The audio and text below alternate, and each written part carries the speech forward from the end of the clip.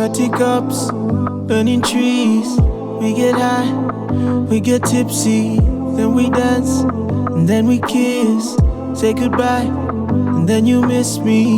New romance, key too sweet, key too fine, key too sexy. It's a must. 2G3, it's a must be. 2Z key too fine.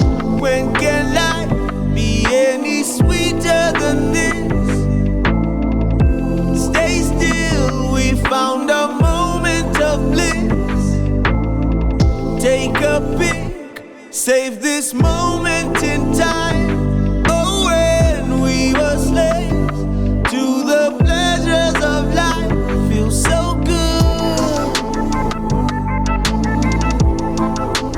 I feel so good. Feel so good, I feel so good.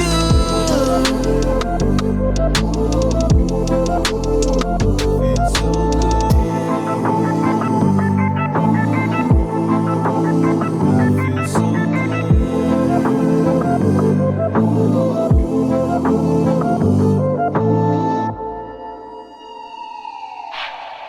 Take a chance, take a sip, take a risk. Actually, yeah. Nakuwan, nakuni, nakumind, nakuhisi. Vibe dangani, never lie. Feel alive when you're with me. It's a must. 2G3, it's a must. 2Z Seti. When can life be any sweeter than this? Stay still, we found a moment of bliss. Take a pic, save this moment in time. Oh, when we were slaves to the pleasures of life. Feel so good, I feel so good. Feel so good,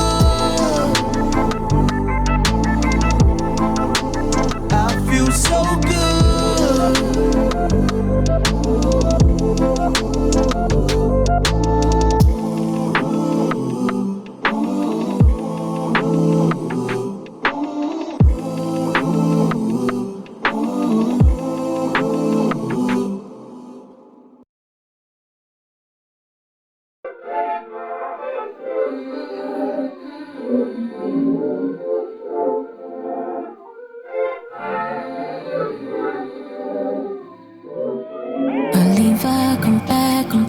Reacting. One day you're good, the next I'm packing my shit up to leave. It's getting taxing. How did we get here? See, I can't admit it's getting toxic, but it's so good when you're good. It's classic. I know better, just can't seem to manage without you. When I try to, baby, I miss you, and I miss how it feels just to kiss you. I start to regret having issues with things that I know I deserve to. I don't wanna be the one that's losing. Ordinary hate is so confusing. I don't wanna be the one that's losing. Love just sad enough.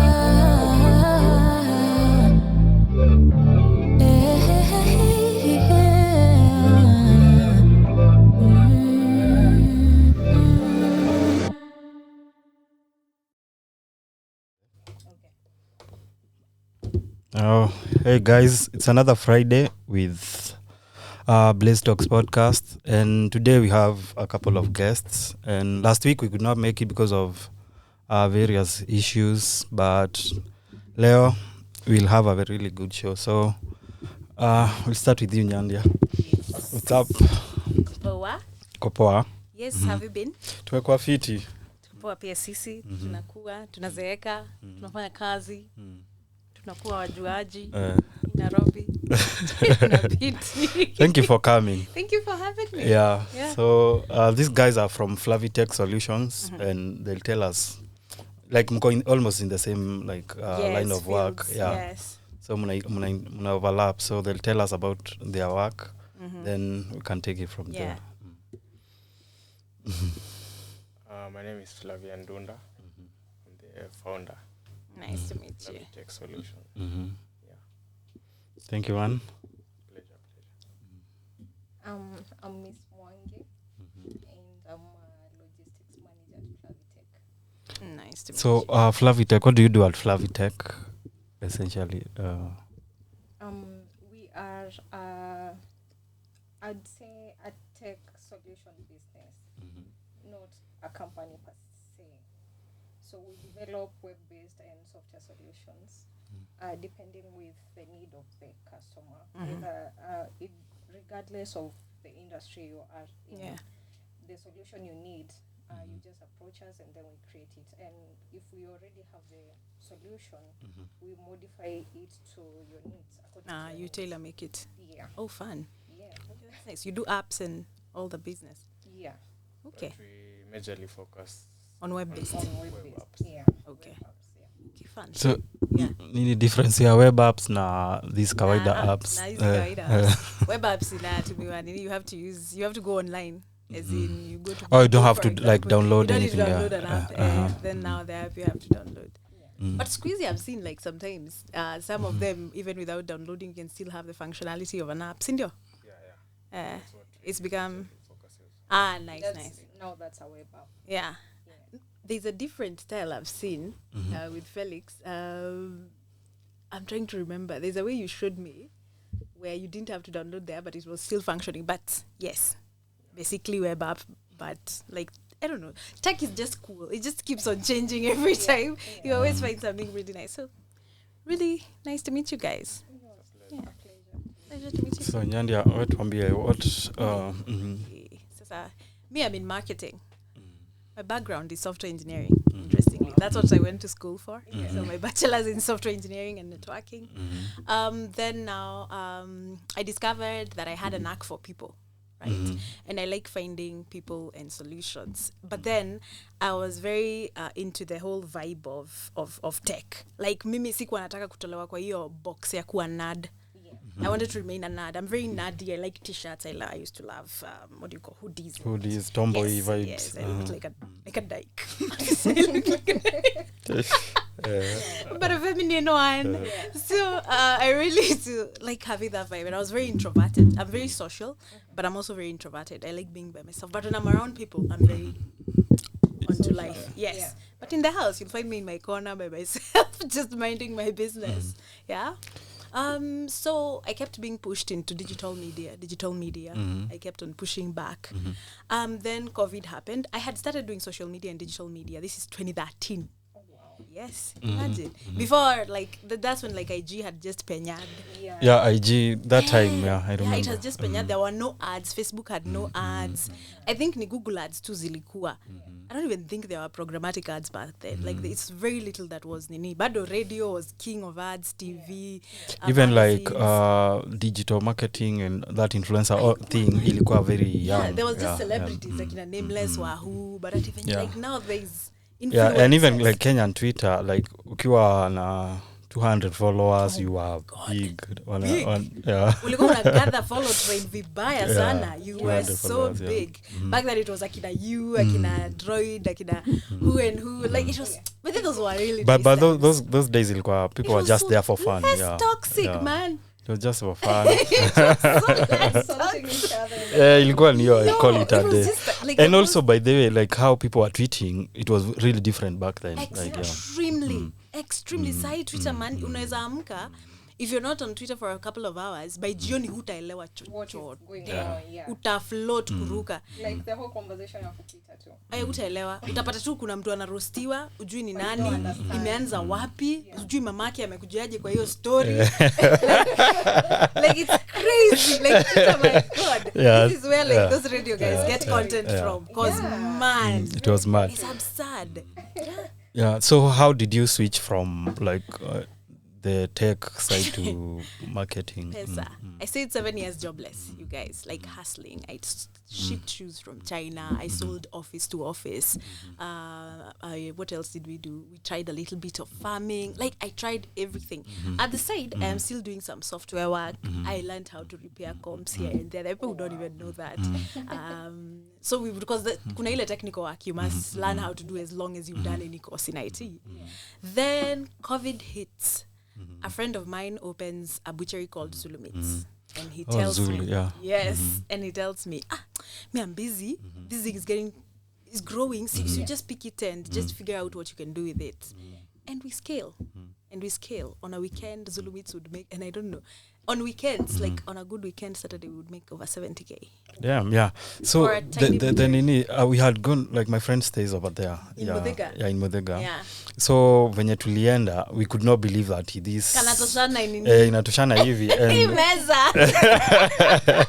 and like they are doing What one order to? ilikuwa we used to nini do, ya like we made Muturakul. Like we're the people who made Muturakul in Nairobi again. Everybody's like, oh God, yeah. And, until Adele O is eating Mutura and Patricia Kehoro and Miss Mandy and who is who. And then I got them partnerships with the ABL. So we introduced meal packs. So we had something like if Thursday and Friday, and then we made it limited. So it would create an essence of FOMO, right? FOMO marketing is an actual thing. So there was some at a certain time on Thursday and at a certain time on Friday, we would sell a meal that was 1,000, another one that was 1,500. That was quarter a kilo of nyama with 2 cans of beer and ugali or chips or whatever your accompaniment. Then the chicken one was 1,500. And it was choma. Oh my God, they used to. Do you know what it means to get alcohol delivered to your office in Nairobi? I know. Hey, And I did not know the that other Kenyans thing, were suffering yeah. that badly. It Hit so bad, so people started calling. That's how EABL came to me. They were like, "Okay, you guys, banner, these partnerships are crazy," and that was the story. It was. And the other nice. thing that I used to love about you people was those packages, raw meat, like you could package meat in. We created affordable packages for guys. So instead of you having to think, I run a household of 1 or 2 or 3, I need like 3 kilos of meat for this month, I created packages that were different. So I had a package for 15, 3K, 5K, 10K. And then they were wholesale. So you would get so much meat. And So much. even like, I think you guys, and ilikuwa ni your time when these businesses were blowing up on Twitter. So I think you guys were on the forefront of all that. Yeah. And I was in Shags, you guys. I could not even afford to live in Nairobi. I'd moved. So I would wake up in the morning, I take my father's cows outside, nazifunga huko nje, narudi kwa nyumba. Sasa imeletwa. Ebu pelekeni nyama kwa Patricia Kihoro, somewhere sijui where. Have you called so and so? This. Imagine. That's how you work. After ikifika, ng'ombe hazijakunywa maji, bio. Me and my software engineering degree. Imagine. Let me tell you, like, it's humbling. Life is humbling. Yeah, then slowly I decided to go back to school. I did CIM UK. I became what they call a chartered marketer, which is the highest level of marketing worldwide. And nikapenya vizuri. We created our own marketing agency, and that's where we've been. But I'm telling you, it was like, hey, you guys. So, and you guys, when did you start the company? Your background, where did this come from? Like, nini the prompt you to start offering such solutions?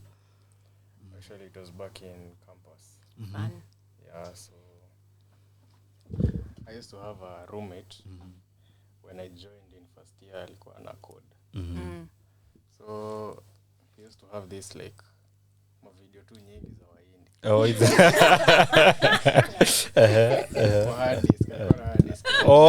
nile time watu walikuwa download ma video. Kwa YouTube, so alikuwa like Alafu inaeka kwa kitabu. alikuwa kwa CD. alikuwa anaenda kwa library ndio kulikuwa na net. At least So alikuwa amezidownload nyingi, so one day nikaamua nipitie, nikaona nini, there was a folder that had how to create a social platform, like a replica of Facebook. Yes. I think it's still on YouTube. It is, yeah.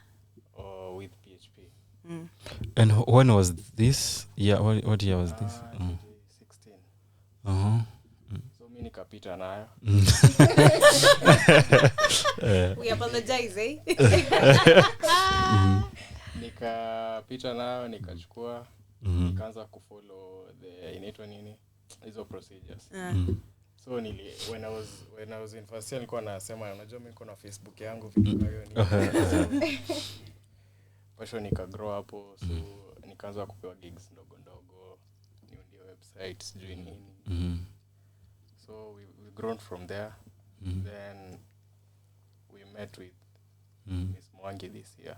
So we are upscaling from where we had left. Also, like as a logistics person, what do you do for yeah? Also, mimi pia study computer science, but I'm more of a people's person. So nikafanya hizo software development, website development and all that. But after campus, I used to get people gigs. Like I used to get people who want me to help them create websites. And then I have people who want jobs. So I used to link them. Yeah. But I've never actually, I don't think nishaika chini nikacode ile serious. I'm usually in the middle. Like I have people who want this and I have developers up. And then Bring them together. Yeah. I think you people are important. What wow, like for Sana. Because you guys are so antisocial. You don't ampendi kusumbuliwa. And then ampendi kusumbuliwa. And then sasa mimi niko like I interact with nimeenda corporate sometime, but I was in finance. I wasn't even working in a tech company. Alafu nime freelance sana for more than 5 years I think. Nice. So when we met with him, I was like, I want to quit my job in finance. Like it's not even giving me that I'm working, gratification, my brain is working, like I'm just there. It's Robot. it Wake was- up, work, yeah. sleep. every day 8 to 5, to 4, and then go home. It's exhausting with a lot of paperwork, printing documents, doing what. Yeah. Like, it's not fun. Yeah. So when he brought up the idea, I told him, actually, I know someone who needs something, and we started there. We are actually we are almost done with his projects. So you're also biz dev. Yeah. Okay. Fine. But we have a couple of products that have been So you have like you're offering solutions, but at the same time you have already existing products. Yeah. actually we have a dating web app. Hiyo ndo ilikuwa one of the things I wanted to ask. But tutauliza baadaye. So you have several solutions. So there's that. Portfolio, yeah. Yeah. And we have like when we met, I told her that I have a couple of like, projects nimemaliza but They're just there. hazija roll out. So akaniambia ulikuwa unalalia ukifanya like ujenzi and roll. Yani he has like a folder of things lying somewhere. And they're brilliant. So you're like, why aren't these I'm out like, there? I'm mind blown. Like Yeah. these things, people need to see them. Yeah. Yeah. Yeah. A lot of guys like you often need a push like that. Yeah. Yeah. And So, so, yeah. nini S na I also saw on your bio kuna that X space. Space. Yeah. Oh yeah. It's Oh, you do X spaces? no. Oh. I was like, what? No, it's Twitter space. Masa, see, Twitter Rebranded, so, yeah. So we call it X space. Like it's Twitter space KE. It's a platform where we invite people to talk about. We started with business and finance, right? But now we have diversified because people want to talk about a lot of things. Yeah. The other week we had a conversation about EVs. We had Leroy, the engineer I know bikes. Leroy, yeah. Yeah, and then the other one we had Alex Mwanzo, wa space ya magari. Like we invite different people based on what people are interested Yeah. in talking That, about. Yeah. Yeah. That's fun. Yeah, we should have you too. Yeah. Yeah. I do a lot of Twitter spaces. Yeah. Yeah, so for me, you usha nini umetoka nini Shags, umetoka softwares, nini umerudi kutoka nini Shags. So hiyo CIM like CIM like ili nini, what did it do for you as a professional? So, me, I believe sahi money is for anyone who upskills. Like uwezi kaa like hata podcasting, I'm sure kuna ka technology unaendaga uko like oh this is cool, I need to figure this out. Anybody who is stuck at 8 to 5 with the way companies are doing layoffs sahi man, kama hauna extra skill utakipata. So kuna a lot of marketing courses, right? Kuna Yeah. But I wanted a very practical approach and I wanted certification yenye itanikubali ni work anywhere. Especially because virtual was a thing. Yeah, virtual so was jobs, in 2020. mob tulikuwa tuna apply zilikuwa za nje. Unataka pia agency. That's what has enabled me because nimefanya pia agency abroad mbili. Oh, nice. Yes. So but it was because of that certification. The certification. Ni kama CPAs, right? Because CPAs are known World over, so kuna ya marketing inaitwa CIM. Sasa hiyo ndo nat. Ulikuwa unaingia class hivi, nimetoka kwa babangu Jago. Unaingia class, so the Kenyan one uko na like head of marketing wa sijui my dawa sijui wa nini. Then mnaingia moja kubwa in your class, uko na head of marketing Google Island, uko na head of marketing Facebook. Uko like my god. Well, then there is little old me, nimetoka kukamua mbuzi. Mang'ombe. Jago. 2 months ago. You're like, god damn, like life changes. So the thing is, you also have to identify courses that are gonna do something for you. Because on top of that, I also got Google certified. Like I feel like it's very important that you go on a certification, ka Google in whatever it is, as long as. But they in I've seen, because I do a lot of ECV work. I've seen those certifications come up, especially for Google. Most of them are free. Yeah. And they cover very broad. Even there is for. Not, you don't have to be a marketer. Kuna za web, kuna data analytics, project management. I think even in music they have courses, they have all these sorts of courses. Alafu, there is a certain place papers will take you. Na kuna mahali yazita kupitisha. We realized that when we were much older. Tulikuwa tunadhani papers they are very important. They go to school. Kupitisha a certain place peke. Then now skill takes over. Then skill gets you to a certain place, you're back to papers. So mimi nilikuwa nimepelekwa na papers. Then skill ikanipeleka. Then now I needed papers. If I need that extra now top money, kuna papers I need that are international based. Like you can be so talented and then unaingia hivi place unaulizwa, are you Google certified?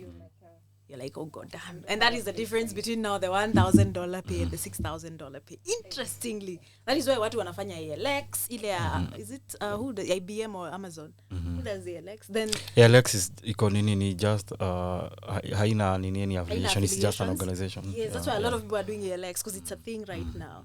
Because now utaenda kufanya anything that is in relation to data. So are you ALX certified? Just to give you that extra stamp. Unaweza hata kuhuna bachelor's, hata huna course yoyote. But if you have that certificate. But then I realized, especially for tech people, most of them easy papers. Awana the campus papers. They have these as a two niche papers. Because it doesn't need, you don't need 4 years to be like an insane coder, right? Like if for you it took like a CD, a stolen CD. A stolen CD. That is unapata watu wanaenda. That's why Moringa School is doing very well. Because wanafanya, I think it's 6 months. Wanafanya a very nice 6-month course. Unatoka if you're patient you're able yes. Now that is what they've brought the courses pamoja. Because what I did is focusing on building. Like and then they are practical and they are so practical. Sika kampo atikungia communications one HIV AIDS even we had a few weeks ago we had some dudes who were complaining about the same thing. Mnasema juu alikuwa dai when he was in campus, or I think his brother ako campo what is being taught in programming na what is being used ni kama Different. iko like Different. the technology yenye inafunzwa ni from 2000s Yeah. na what he's doing right now iko saizi like something very current. Yeah. So It's crazy. unaingia tu hivi kwa market umefloat. Yeah, sisi Waflow time yetu vibaya. tatuko tunajua GitHub ni nini.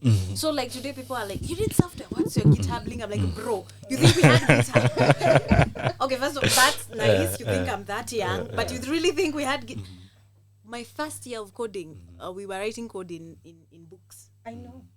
Like Una debug hapo. una debug hapo, una create brackets zako, una call variables zako on paper, you guys. But And if they you still miss do it, you that. fail. Can you imagine? Yeah, stop it. But that's They still do that. no. That is just wrong. So Jade alikuwa ananishow he had to print he had to print code I can't. aende asome mtaa. Yeah. Like, Hey, They still- that was people still horrible. write You code. didn't see that guy who tweeted akasema he went for an interview and they gave him a paper like Andike. write a code hapa and he said, you know what, I'm not doing that. I'm out.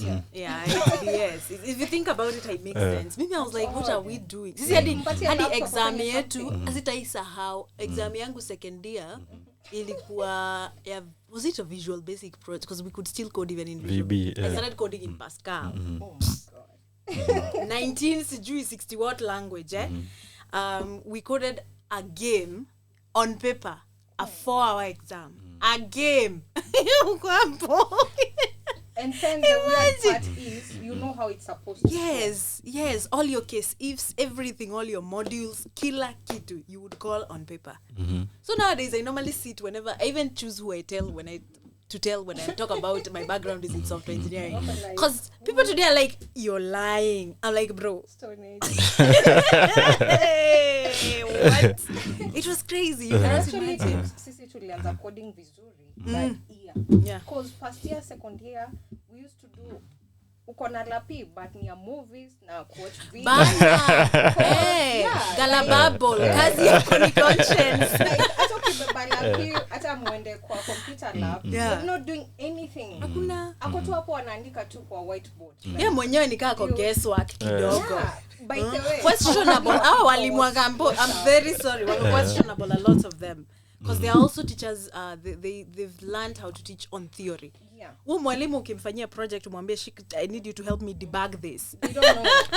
The It's worst nene. part was, anaambia akiona like you understand anakufanya sasa wewe ndio utakuwa take over his class. Yes. And then you're the one who's teaching the rest Acha because wewe ndio nikwambie. understand. In And then campus. ako tu hapo like wow, that's good. Like, Sisi in campus project yangu ya graduate, we needed a piece of code that no teacher knew. We needed to mesh and create a link. You needed to create your own communications link where your application could send an SMS. Please, unaona sahi kuna plugins za aina zote. That is so simple. That teacher sold us that code. This teacher is supposed to teach you how to create that code. Hajui, ameenda akauziwa, sijui na student was sijui university gani. Kakodi kadogo hivi. Alikuja na akatuzia. Instead of teaching us, juu tumefloat, like projects zetu zote zimestall because we need that code. The project was very specific. Mazi alituzia. Like, God damn. Poleni. So for you guys mme develop those solutions. One of them ilikuwa ni that dating app. The other one was an e-commerce yeah, we have an e-commerce site. The one we are settling the Hari organization March to the White Cane Drive, yeah, 20th next month. And then we have a new product we launched like 3 days ago, I think. Yeah, VCard. It's an e-commerce WhatsApp VCard. Yeah, I saw that too also. So can you take us through Yeah. Nini? So earlier I was talking to Nyandi. I was asking her, is a business, like a small business, is it necessary that they have a website? So I think you'll tell us on the technical side, and then she'll tell us the practical and the marketing side of things. Side. Yeah. Oh, okay. For this specific platform, I think Those are the mic here, see? Your side, yeah. Eliminates the need for a website. For example, if I sell like thrifted clothes, I don't need a website to sell that. I just need a platform where I can create a catalog and share it with people on Twitter, WhatsApp, any other social media platform. And then when people view the catalog, wanapata the specific products. For example, this dress is a size 6, it's going for 500. If I need it, I add it to cart. Niki add to cart, it prompts the seller kwa WhatsApp yake. This person wants this piece of cloth, alafu ni jina yake na phone number na maybe location, and then you take it from there. As opposed to vile unapost vitu kwa kama kwa stories and people are just viewing, but someone wants to ask you maybe a question, but they don't want to like aende sasa kwa messages and message you and all that. They just add it to cart, and then it prompts you sasa wewe the seller. And the person does not need to be on Vendit to buy the product from you. Ataenda tu kwa social media yako, like with just one click inakupeleka tu kwa WhatsApp yake. And how are you onboarding these businesses? Actually, so we were doing a test to see how people were going to like respond. Visibility. Yeah, and then I think people like it.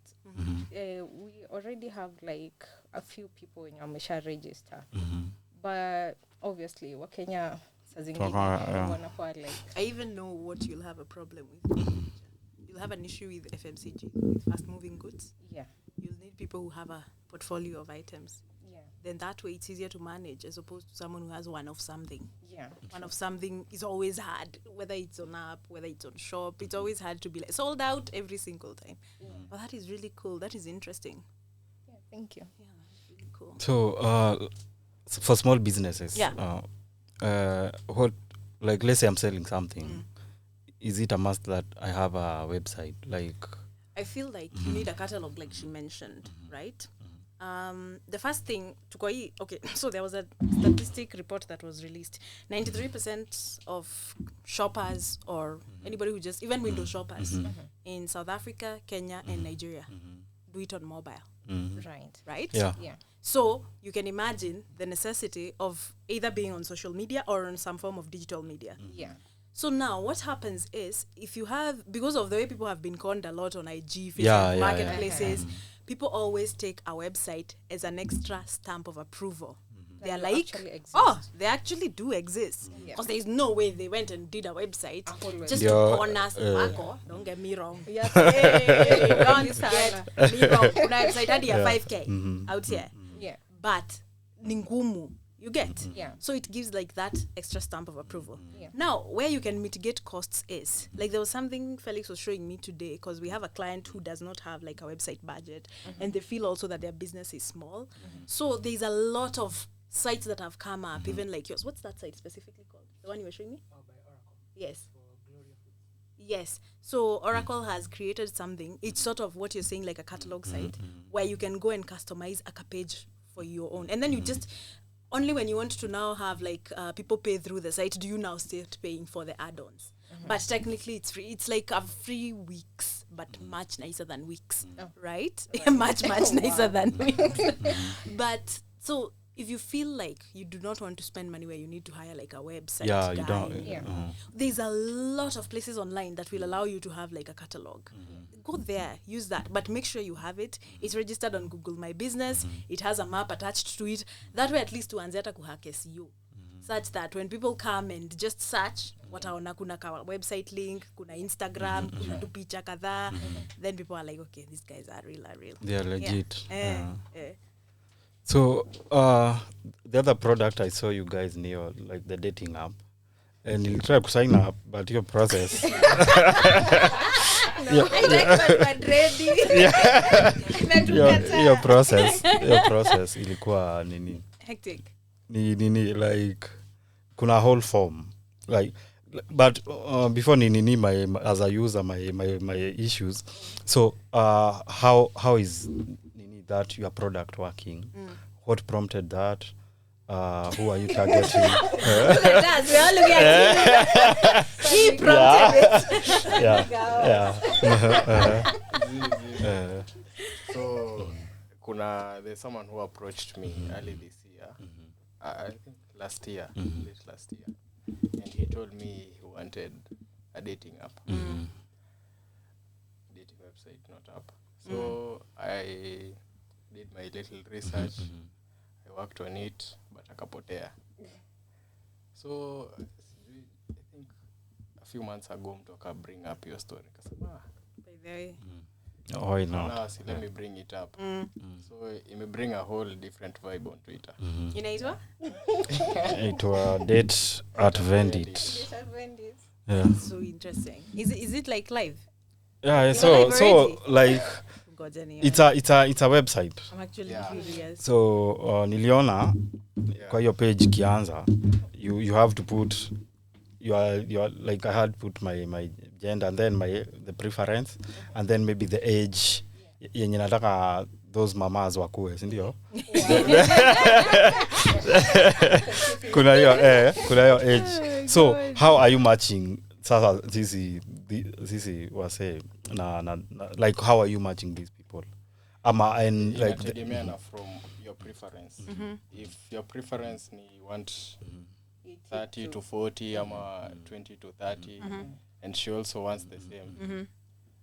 Mtapatana tu. na nini na kuna nini kuna jusi kuingia kwenda kuna do you have is it as these other kawaida dating apps where you have amani just where you have like you can swipe left, you can swipe right? Yeah. Swiping.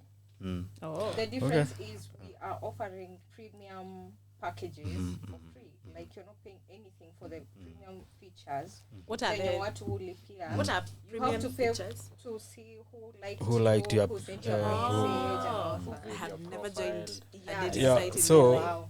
Like basically You You should. should. Just like the You difference shouldn't. is we have you should but you should but for customer research you should for whatever but some ina depend on which app you are joining. So like the premium it works like for these dating apps you the easy swipes ndo zinaleta do ndio essentially so when you swipe kuna inafika some level where they start charging like kuta swipe right anymore. Oh. So you have to pay some fee Uendelee kuona do swipe. So ukinini kuona watu ni another side where like uangalie who has liked your pictures. Oh, okay. Oh, not your People pictures. LinkedIn. Yeah. LinkedIn. Yeah, exactly. Yeah. Yeah. because there are people who have already paid and they are like, oh, I like this one, but you cannot see that because how Yeah. And also I saw ni ati inaweza kurukisha line ukilipa. What do you Then- line ya? Kuna line like especially so for dating app especially for dudes it's brutal for dudes. That's it. It's very brutal. There's some study that was done. Yeah. So 80% like chicks on dating apps wanaonanga 80% of dudes unattractive. So for every let's say for every 10 dudes at a swipe right maybe two dudes. Oh, wow. Na most of the time hata akiswipe to right on these two dudes it kuna venye hawatakuwa up to her standards or something. Yeah. So that's how the premium feature works. in another side. Yeah. So how many nini users ama hiyo ni confidential like user data, how many users You mko have. nao so Have you far onboarded? ama wenye sign up? So far we have 500 plus. 500. Nice. That's dope. Unafaa kupeleke kampo. Yeah. Take it to campus. Take it from her. And that, let me tell you. So, let me tell yeah. you what happened with is it Bumble. Yeah. Yeah. Yes, she did that. She did a campus tour. She created these the dating app. Kama haunge access a party. Oh wow. Haunge access a certain party. So she would do parties in campuses. And only if you had the app would you access the party. Oh wow. And then the people who had the apps met in these parties. So she did like a campus tour. Match. And within like a month, she had 15,000 people, you know, in one small city in San Francisco signed up. So she created an element of FOMO where people want to go to these really cool parties. But then if you're not on the app, you cannot access, you cannot even know where the party is. Yeah, so it had to be through the party. And then she did something where on that app no, like on Tinder, Yeah. you can anybody can DM the other person, but It on was- Bumble, it's yes, chicks who yes. are They have to approach the dude. the dude. So Yes. akisha swipe right, Yeah. or mkiswipeana much, I mean the You can dude, access. yeah. So she'll have to prompt you. Yeah. So she gave like power to the girls. Yeah, and Yeah. then that was a very nice marketing move. Very Yeah, strategic. yeah, Very strategic move. Because even when she's pitching for funding, she's like, it's empowering women, Yeah. right? Yes. But then Because inakuwa one of their like slogans where it's putting power Yes, in your empowering hands. women. It was very nice because she can decide to just shut down the whole conversation. She's the one who decides how it's gonna go. Yeah, so it's a even very- lawsuits yeah, zenye watapata yeah. ni It's a very sijui classy app. Some dude Yeah, was yeah. harassing some chick. It will never happen. It's a very classy app. Alafu Sana. even the reporting ni kama how people compare Bolt Yeah. and Uber. Yeah. The reporting ya nini ya this ya Bumble it's really like nikawa panga assume say 2 strikes or 3 strikes. Ushatoka. Eh, They are they very shall- strict and yeah. nice. Ban you. That is Yeah, nice. they ban you or something. Yeah. They did some really good work. So what's the future for your app, like like the future for the app? For the dating app. Yeah. So we are targeting, we want to focus first on Kenya. Mm-hmm. At least we be the Pioneers. the pioneer. Mm. At least something that is Kenyan made. A dating app that is Kenyan made for the Kenyan needs. Yeah. So from there we can expand to South Africa and maybe Africa. Okay. So nini niyo tu the sign mko on web. Yeah, on web. Yeah. So let's assume you are nini you've signed them up. Yeah. What would you do? Like it's a young startup. What would you Yeah. do? I would for sure figure out something to do. I would go the Bumble route where you try and create FOMO. Like right now, FOMO is what kills people. What mtu ata karibu sijui afanya nini akisikia kuna event haizia access. Yes. And partnerships will always be your best friend, right? Whether it's partnerships, strategic partnerships with companies that do like anything adult, whether it's alcohol, condoms, all these things. Even the Ministry of Health, for example, strategically in things like reproductive health, education. Oh, by the way, yeah, Yes. I've seen most of Kuna these campaign kama hiyo CSRs. Yes. Alafu pia kuna ilikuwa ni form ni gani? Unakumbuka form ni gani? Yes, from Nigani. Some of those. Na pia sahi there is a lot, they're about to start a lot of campaigns around sexual and reproductive health in West Africa and East Africa, where they're about to launch a massive campaign. So those are now the places that you would jump to, you would figure out, because you guys have the data and you have the age group they're technically looking for.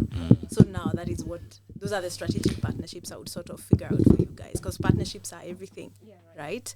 Yeah. But then, yes, I would do a campus tour for sure. For sure. Yeah. And then I would also create a segment for the oldies. Right now, people are embracing divorce and all these other things more. So what would they try? That's why they've even created this. They've created like a bachelor for older people. No, like Bachelor and Bachelorette. They've created Love Island. Those shows for young guys. They've created one for older people.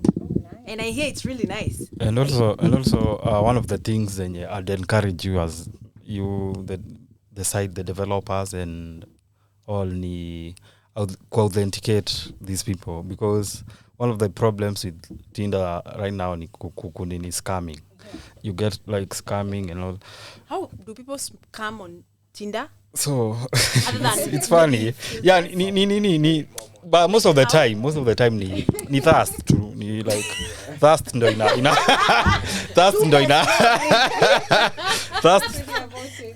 thirst ndo inafanya watu wakwe wa scam. pesa, like una Ni kaa tu catfishing basically. It's catfishing basically. Ni catfishing. The first Yeah. part, it's the men who ask these ladies Yeah. for money. And the You are lying. no, I'm being Yeah. 100%. Yeah, it's the men. Like it's very hectic. Oh, Oh yeah. I had you see, There's a movie for that. ile Tinder Swindler. Unaona you are saying for all this, that scamming, it works on older Vibaya mamas, sana, I'm sure. yeah, Ai, or ja, have ja, ja, ja. yeah. So one of the ways kunini ni create your authenticity, Yeah. where how can you Levels and Oh, levels I- and levels. yeah, can you make sure that, like mwenye ako kwa the app ndo The real person. the real person who's doing Sikuwa the ile app ya magari. Sikucheza bali gani. Head of marketing wao ni best. yeah, so Nisikia yeah. nikiongea vibaya, but how watu. Yeah, but that is really cool. Yeah, it's a really cool But concept. Don't Yeah. you think if you tell people we need you to verify that you're actually this person, they'll run away? So I think the thing ni kwanza you get the nini. The numbers. Like what I'd advise ni mjue tu venye you'll get women on that app. Yes. Ukishajua how you get ukishajua how you'll get the women, hakutakuwa na issue. Like the thing is you want to offer safety to these women, or to, like to that experience, to the experience ya nini equal like a very seamless experience for anybody who's there. So make sure you've gotten the mamas on that app, and then from there mkisha get the chicks, the dudes will follow. Yeah. That's the thing, actually. Yeah, nika clubs too. There's hot chicks. Yeah, just get hot everything else chicks. is gonna work. So I think that's why she was saying those partnerships. Key. If you get like these partnerships, itakuwa very Yeah. itakuwa off to the races. Once women are Yeah. and an incentive for anything. But that is really, really cool. And then with time you can monetize the data. Yeah. And we also have a really cool admin. Mm. Yeah. That is nice.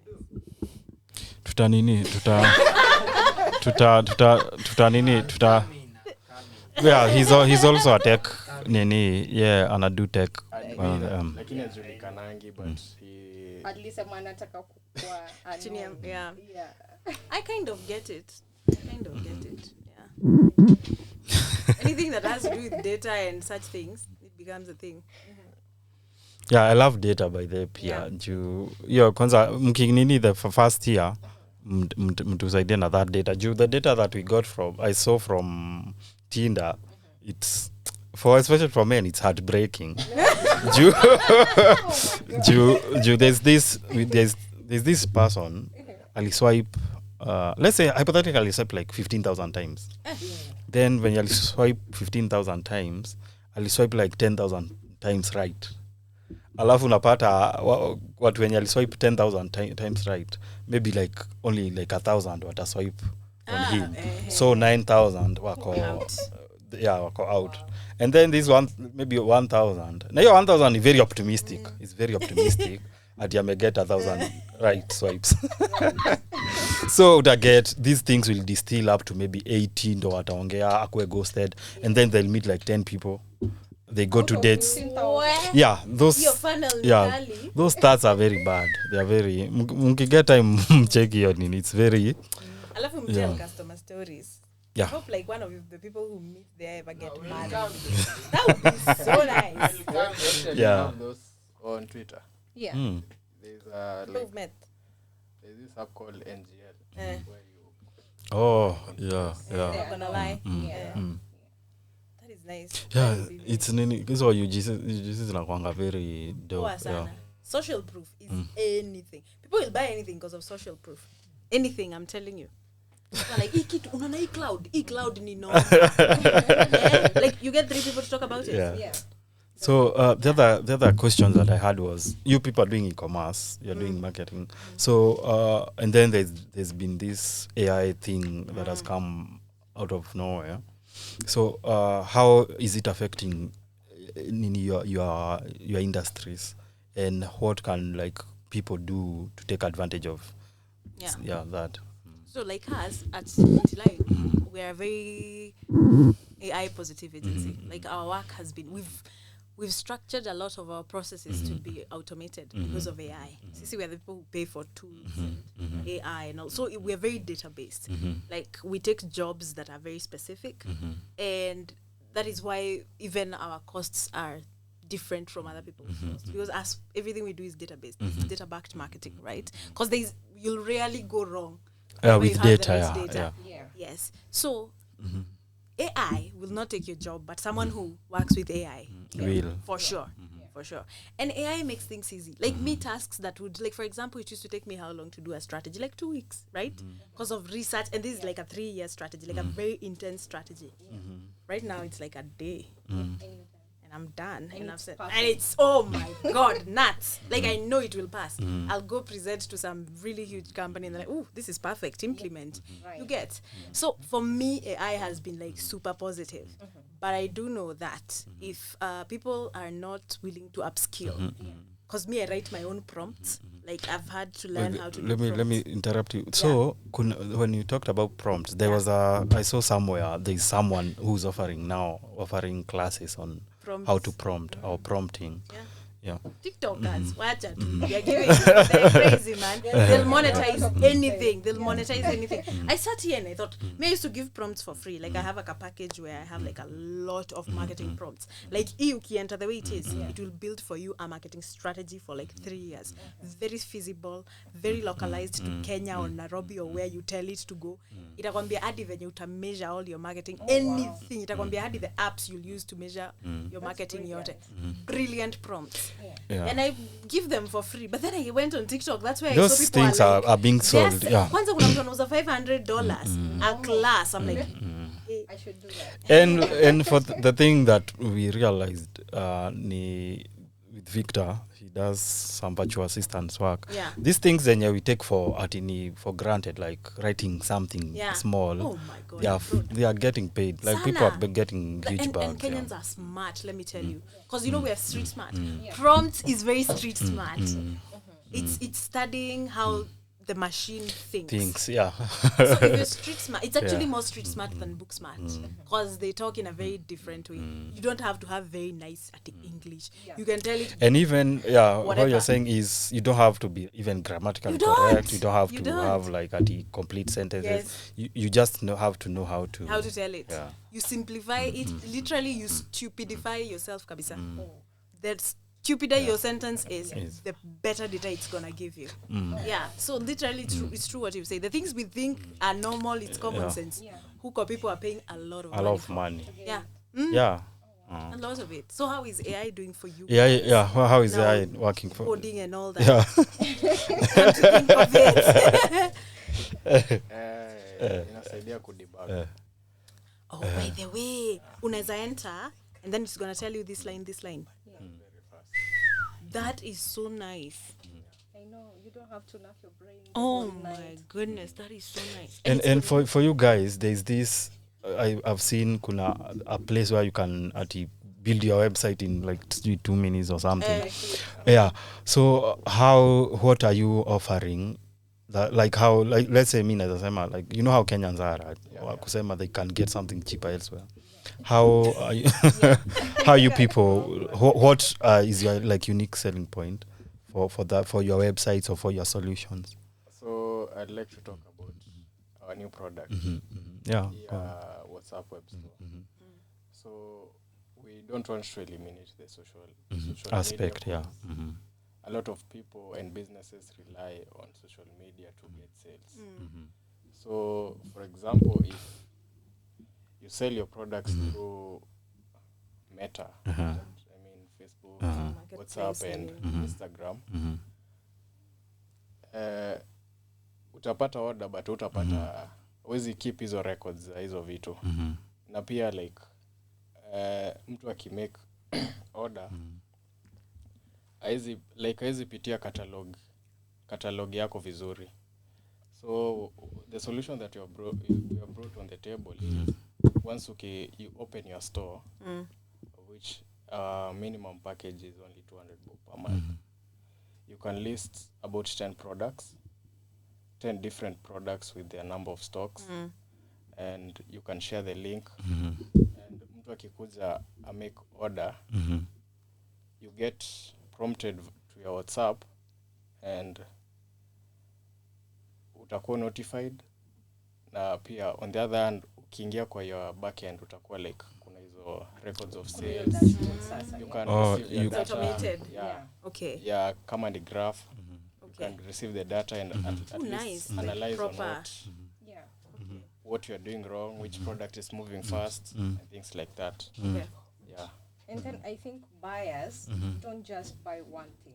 So if I'm selling, let's say, a phone, and I have the accessories, if you go to my catalog, kuna accessories na kuna simu, you obviously check out the accessories that would go with this phone. So with that catalog, mostly if I'm posting something on Facebook, I post kama simu peke yake, I'm selling this phone, and that's it.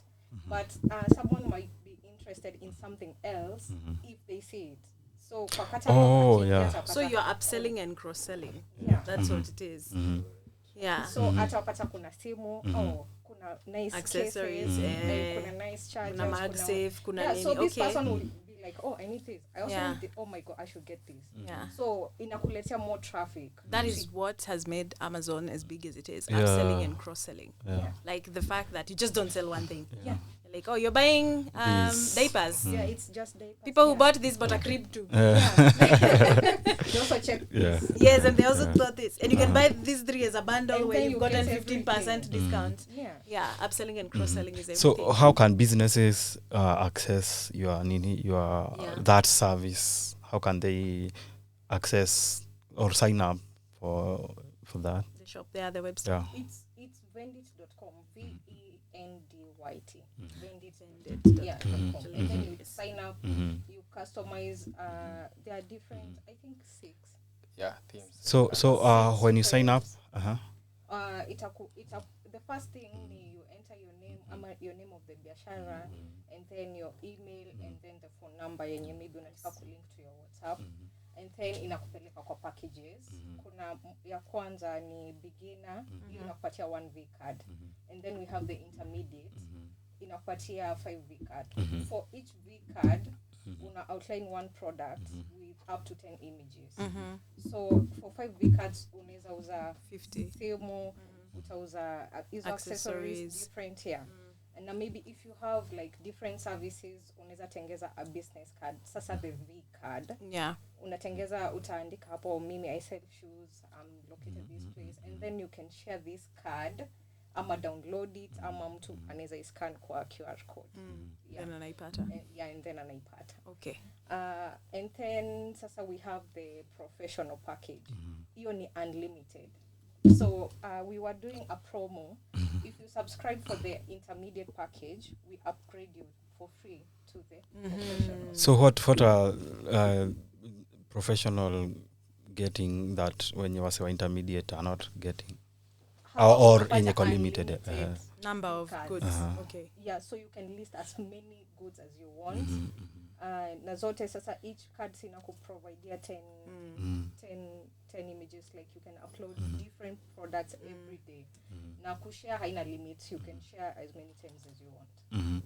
And on your side mna support these people na kuna hiyo umesema ilikuwa ni you on the back end the dashboard Each store has It's their own yeah. back end, of which they can customize their color, Yeah. the color of their store. Like for example, ukifungua store yako na yake, itakuwa ni the same URL but Different looking. different Yeah. look So Here we are itakuwa ni- helping these people to sign up. Kuna wale they are no yeah by the way so for we're doing text that. Yeah. We help you open up the store na pia we help you to set up the store, na customize and all that, and then we show you how you can do it by yourself. You need to edit ama So is this like very mobile friendly ama yes, yeah. Our focus mainly is on mobile, not on because that's someone's WhatsApp store. if you picture out of That's what the customer says. 10 this is SMEs, nice out of 10 SMEs wenye wanauza vitu online, mostly wanakuanga wanatumia simu, computers. Yeah. Yeah. So iko very friendly, the support and from you people. We just one call away. Yeah.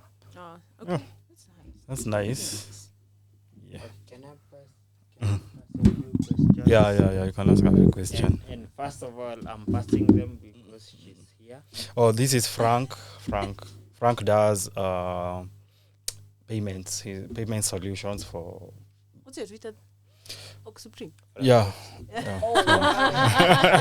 Nice to finally. Yeah. So in general, he does payments. I want to do both marketing side because she's here, Yeah. and I want to do both payment side because Yeah. I'm here. Yeah.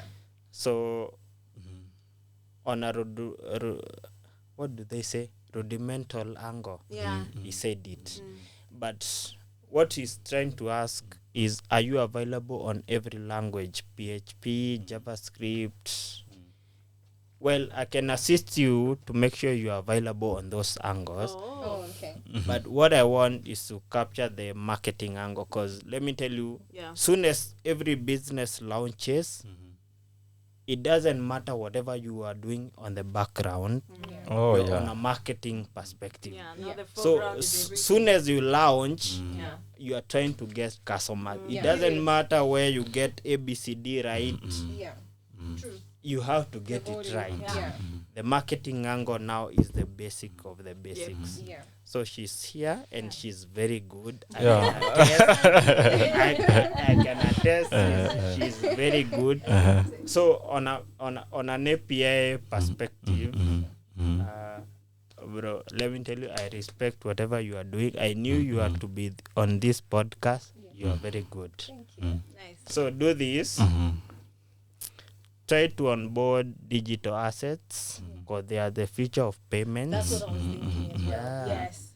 Yeah. The digital assets are the future of payments, because there is one thing between you building for the Kenyan ecosystem that is based on M-Pesa, and there is you building on like a never upgrading ecosystem that doesn't care whether it's M-Pesa, bank, Yeah. cards. Yeah.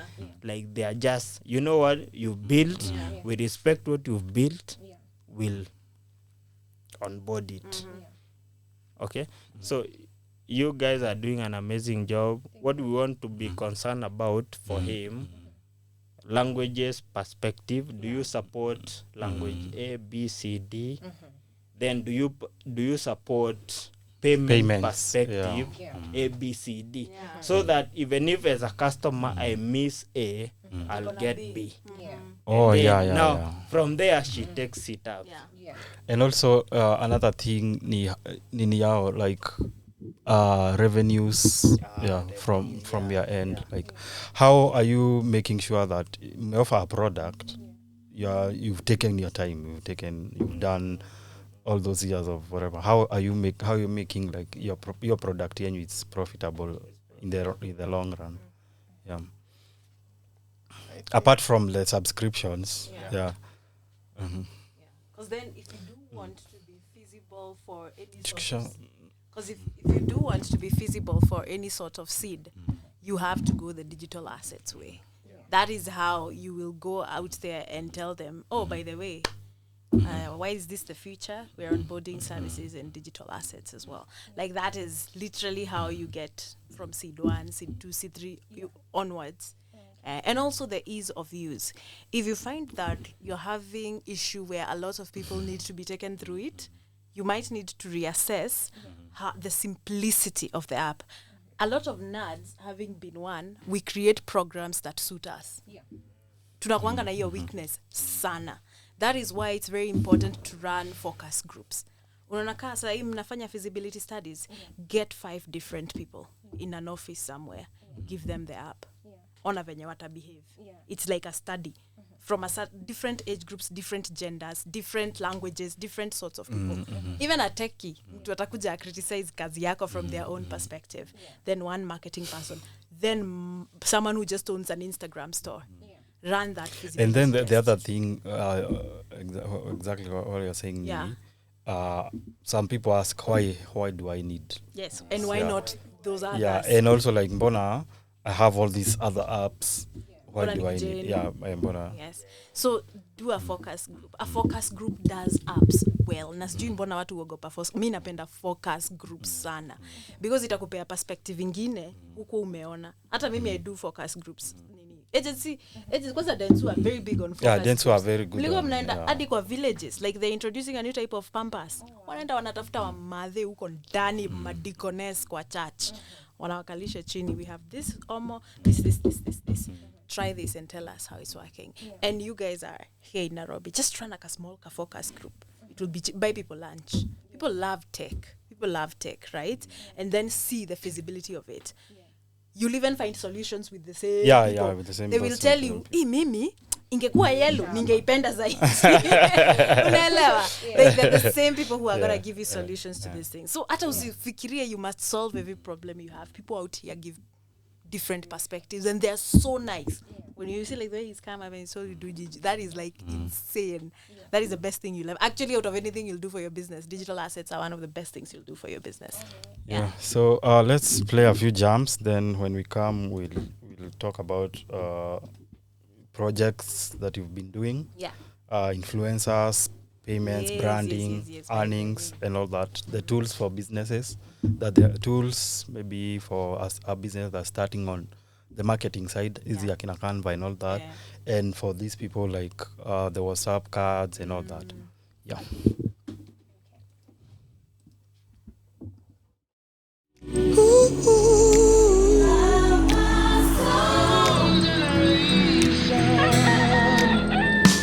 Mama, Papa, naomba baraka kwenyu niondoke mimi, dada, brother man, hebu someni kwa bidii ndio mje mjini hapa nyumbani. Sisi sio matajiri ila tunayo akili. Chochote unachohitaji ukikifanyia kazi yeye atakibariki, ila wewe usisahau kuomba, na kila unapoomba niombe, nikuombe, kwani maombi yangu pekee hayawezi. Niombe, nikuombe, kwani maombi yangu pekee hayawezi. My now, every day, all day,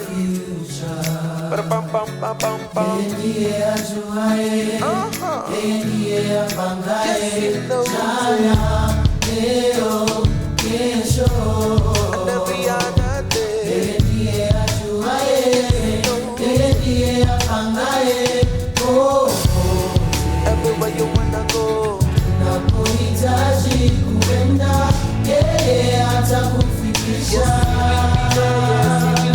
Weka imani kwake, shida zako zote, hakuna linalomshinda. Ila wewe, don't you worry, usisahau kuomba, na kila unapoomba niombe, nikuombe, kwani maombi yangu pekee hayawezi. Niombe, nikuombe, kwani maombi yangu pekee hayawezi. Yeah, yeah. Niombe, niombe,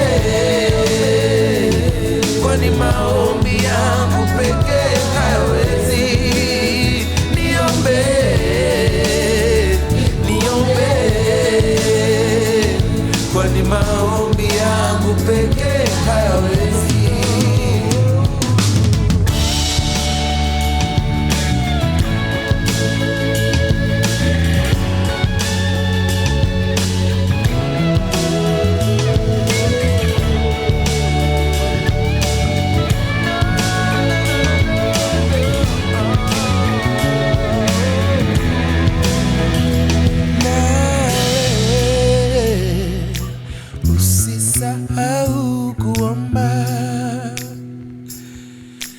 kila unapoomba niombe,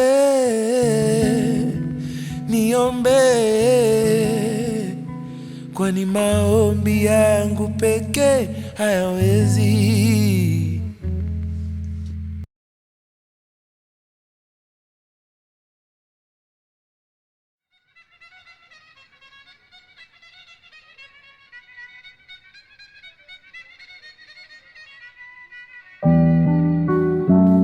A-Town. Next year, visionary shit. Piz of the what?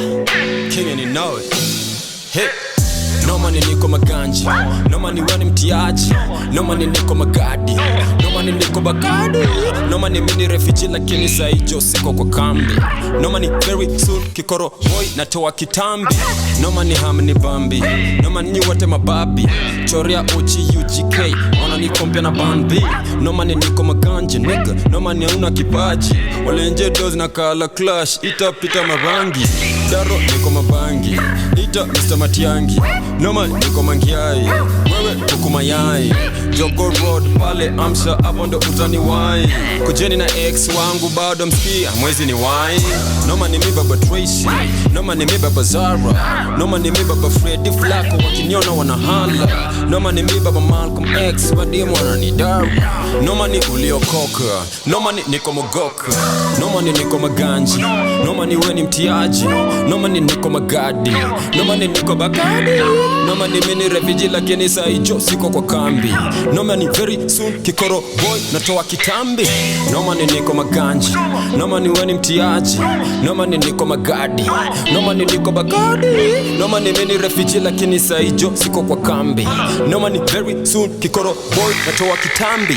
He's the king and you know it. He's the king and you know it. Everything I rap about, better believe I own it. Kila ngumi udunga bana, better believe I bought it. Mziki ni ndondi boxing, after Chris ni boxing. Mayweather ni king ya kwa ring, my punchline na zikosi. Walianza mwaka na pupa, niko hosi nimechill. I'm sick and you know it. I'm a dick, I'm blowing. Superstar, I'm glowing.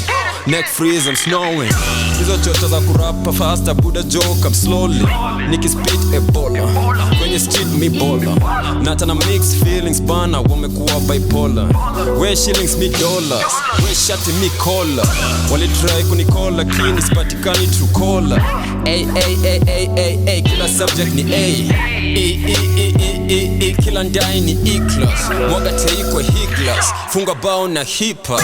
Noma ni niko maganji, noma ni weni mtiaji, noma ni niko magadi, noma ni niko bagadi, noma ni mini refugee lakini saijo siko kwa kambi, noma ni very soon kikoro boy natoa kitambi, noma ni niko maganji, noma ni weni mtiaji, noma ni niko magadi, noma ni niko bagadi, noma ni misi refugee lakini saiba na siko kwa kambi, noma ni very soon kikoro boy natoa kitambi, noma re 3 commas kwa salary, noma re watu shule mazi bila basare, noma re relationship niachia bandare, noma re New York no milk like a mahare. Na kuka mimpish, wanna look up nikidish, kiisa mnitish, na tena mnilish, niliopeleka kaburini so wanajua ni mazishi, na kwa hiyo matanga yenyu bana usiki bado tutadishi. King, swing, bling, clean, swag, mean, gang, will. Na wani watani copy cause boss mi ndio chopi, niache rap nianze kuimba bado hamniwezi, mwache rap mwanze kuiba fande hawaniwezi. Kwa street niko na chopper, kwa sky niko na chopper, competition ya watu watatu, me myself and I, naka bado na hate on octopus or kill yourself and die. No money niko maganji, no money weni mtiaji, no money niko magadi, no money niko bagadi, no money mini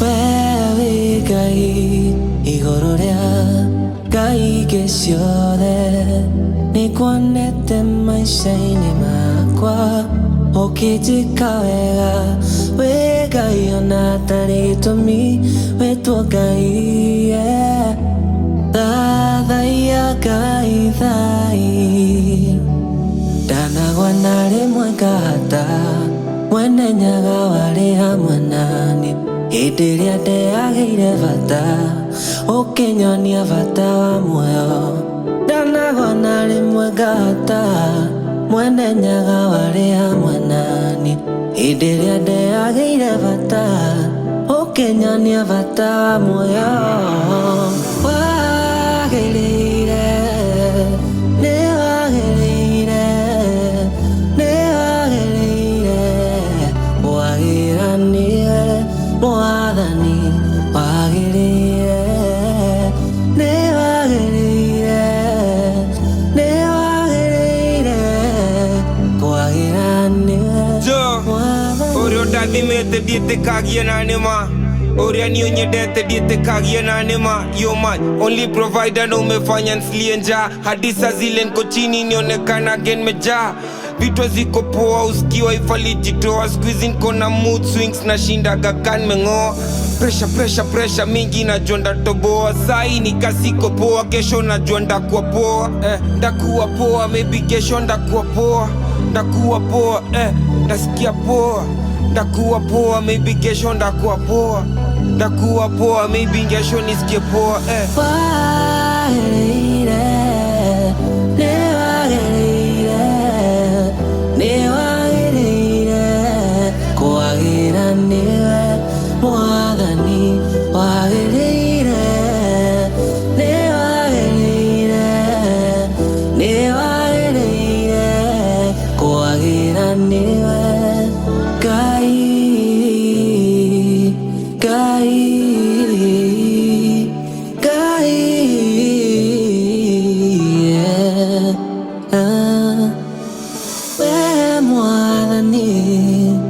reke ngũinĩre ndĩgiritithie harĩwe tondũ he thayũ ngũhoya ngũtũrie hakuhĩ nginya ũkũrũ-inĩ ũnjihũrie na wega waku ndanagwa na rĩmwe ngahata mwene nyaga warĩ hamwe naniĩ hĩndĩ ĩrĩa ndeyagĩire bata ũkĩnyonia bata wa muoyo ndanagwa na rĩmwe ngahata mwene nyaga warĩ hamwe naniĩ hĩndĩ ĩrĩa ndeyagĩire bata ũkĩnyonia bata wa muoyo wagĩrĩire nĩwagĩrĩire nĩwagĩrĩire kwagĩranĩre mwathani wagĩrĩire nĩwagĩrĩire nĩwagĩrĩire kwagĩranĩre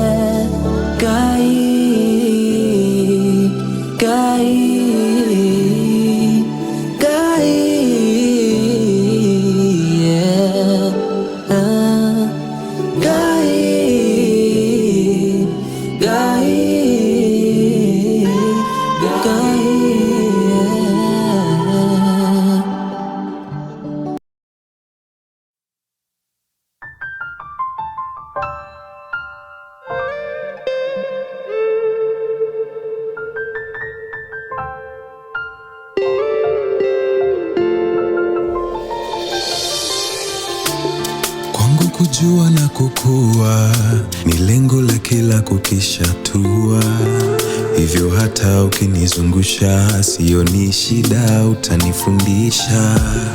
Wakaribu wanatambua, saa zingine maneno unisumbua, huwa yanikata, huwa yanihata, lakini we ona ninapaa ndege, ushanifanya ukipandisha bei, unajua nitafika na nitapita, yeah. Lakini we ona ninapaa ndege, ushanifanya ukipandisha bei, unajua nitafika. Hata kesho kutwa tutapendana, na usiku kucha tutapendana. Hata kesho kutwa tutapendana, na usiku kucha tutapendana.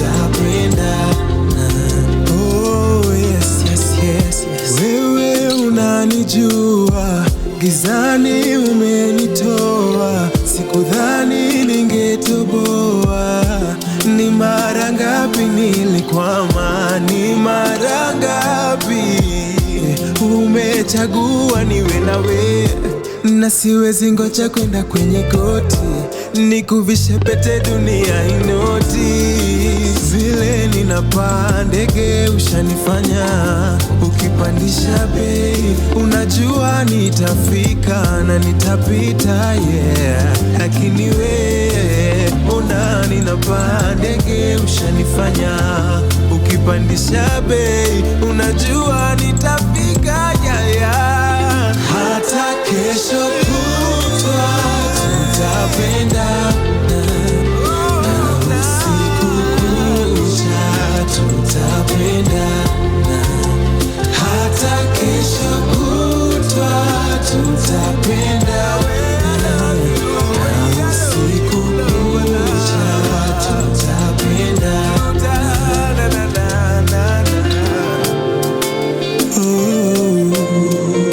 I promise to love you. You inspire me.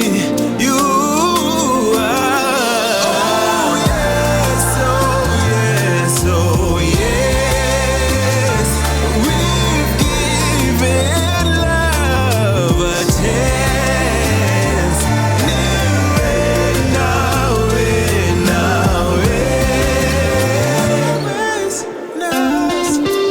Sometimes we fall in love is always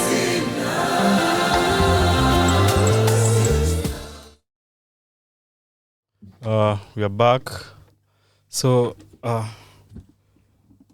utanini the mic ukibonga. Yeah. So wanasema watu wanasema auongei. So wataka kusikia. So, yeah.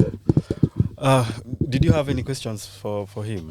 No, I just would like to play around with the app. I was just telling them because WhatsApp is introducing ads. Given that your platform integrates with WhatsApp, you can figure out how to play and monetize with that as well. Because that is a platform that you guys can use for monetization on your side. It's a good idea. Yeah. So I also saw that you people are dealing with, is it school systems, transport systems and all that? Mostly school systems. Yeah. So as maybe Clark, what when you need these systems, but they'll have to go to vend it. How do people reach out to you people? They can reach us on our social media, and we also have an office in Imaradaima. They can visit our office at Imaradaima, Cosmas Neti Road. Okay. Yeah. Even if it's where it is, I was like, Mombasa Road. Oh, you also like do site visits and all that stuff? Yeah, we do that. Okay. Yeah. Okay. And how is your like pricing as compared to the pricing for these services, like for the app, not for the web apps, for the easy solutions? I mean, it depends na hapo sengine ni challenging because sasa you can have the same system but we'll price it differently for different people.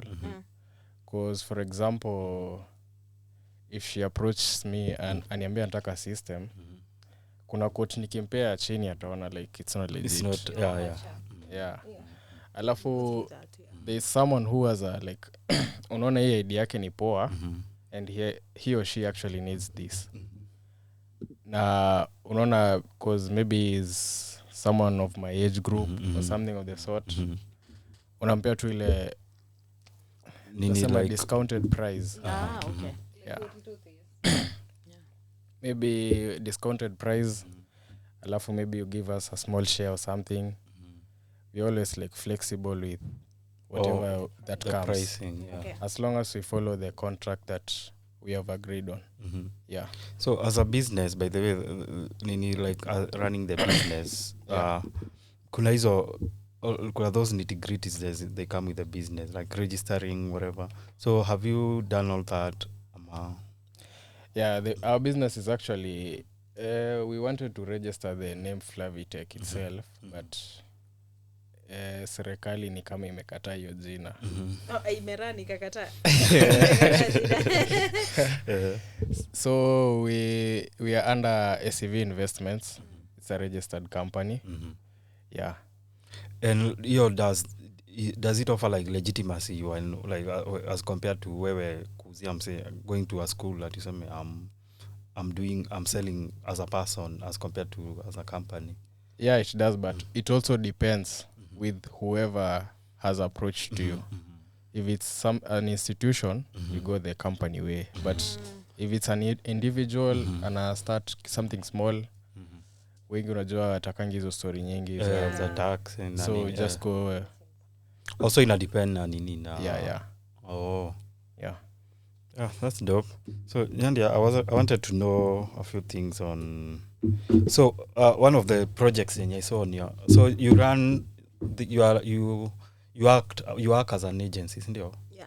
If someone wants to approach you for something, yeah, it will be as you will you it be as an under the umbrella of the agency? Again, it depends. Unaona kuna watu who become intimidated if you go as a company. Yeah. Now they're like, tuta afford. Nasema ngoja muone yangu. Unadhani kampuni ni cheaper? So it depends. It depends with, because there are people who don't mind following processes. Wanataka kufanya the right. Yes, there are people who prefer working with the company because they want more assets. Because the beauty of working with the company, for example, if you come to me for kitu kama social media management, I'll give you a team of at least 3-4 people. Right? And normally if you just go to a normal social media manager, you get one person. Me, I'll give you a team. Like I'll give you a graphic designer or UI UX. I'll give you a social media designer, and then I'll give you a media buyer. Yeah. So it's kuna hiyo part where you get a lot of professionalism. It also teaches you how to run your own business, because there are people who now learn from my processes. Because even me, I've taken years to learn the processes of running a business. But then kuna mtu mwenye unapata haezi fika bei ya kampuni. So what I introduced packages. Sometimes muangalia mtu and I listen to the problem that you're having and what you need a solution to. I tell you don't need all these things. Stop looking for strategies. I'll come sell you a strategy at 6 figures for what? Book a 1 hour meeting with me at 3K or whatever. We go through your whole company. I tell you what you need to do from A to Z. Then once every 2 weeks we sit, we meet. Unaniambia hapa ndo nimefikisha na kuambia how to go to the next part. Like I'll give you more offering as a small business that way, as opposed to me selling you strategy, because you won't implement it by yourself. You need a team to implement it. Yeah. So it depends with size of business and who you are. And how do you deal with these people? Let's have coffee. I pick your brain. Well, let me tell you, that happened to me mid this year, and I was so annoyed. And it's I was so sad. And it was chicks who were doing this to me, and it's I'm like, stop it. Like, stop it. Yeah. Like, first of all, I told you on Twitter I don't do this coffee thing, right? Every once in a while, if you watch my Twitter, I'll say I'm giving away 10 free consultations. Get you to dissect company yako vizuri. I tell you what to do. I do that every once in a while. Yeah. So if you miss out on that, oops. So now by the time you're coming, I need to pick your brain. I did too many of those. Right now, penye nimefika in my country, it would be so disrespectful. Hauna nguvu. It is so disrespectful, even for your paying clients, to hear you've been giving freebies huku nje. What are you doing? Like, they're paying you. It becomes very disrespectful. Imagine client mwenye anakulipa asking for the same service. Unapeana kwa watu wengine bure. Kwa social media. Si poa. Watu kubeba vibaya sana. And then the funniest things, as an agency, we've also lost jobs because of of pricing low. Like there were we're known a lot for web branding, logo, skies, such things. So that is what now Felix handles. So we've gotten like 2-3 deals where we need websites from brands abroad. So you yes, utakuti in dollars and all those things. Then unakana kupewa job because of because they believe that our website cannot be under $1 million. Right. Yeah. So you've quoted $500,000 na hadi unatetemeka. Watu watafikiria mimi ni mlafi. They are like, no, this must be like huyu amefanya HTML ile ya year 1. Imagine mwenye mwa job cut because of imagine hiyo ndo underpricing. hiyo ndo underpricing because they're like kama haijafika about 10,000 USD it's not a proper website. You people are selling some weird brochure site over here. I was like, my God. So you need to study your client very well. Very well. And those lose opportunities zingine ka hizo that come once. So I think we'll start with that with we had talked about like influencers and then for influencers we talked about that disparity in payments and also in maybe the branding of the influencers themselves. So when maybe you're picking influencers for a campaign, what things do you check? Do you said you are very data driven. And what I saw for most influencers is that, especially for like Twitter influencers, the data that they have, or most of them don't have that data. They don't even have data. The data. Twitter in itself does not even have nice data. You have to use So third parties. that party. So how do you decide these are the influencers that I'll be using, and for this certain project, and also to need to create maybe a variety.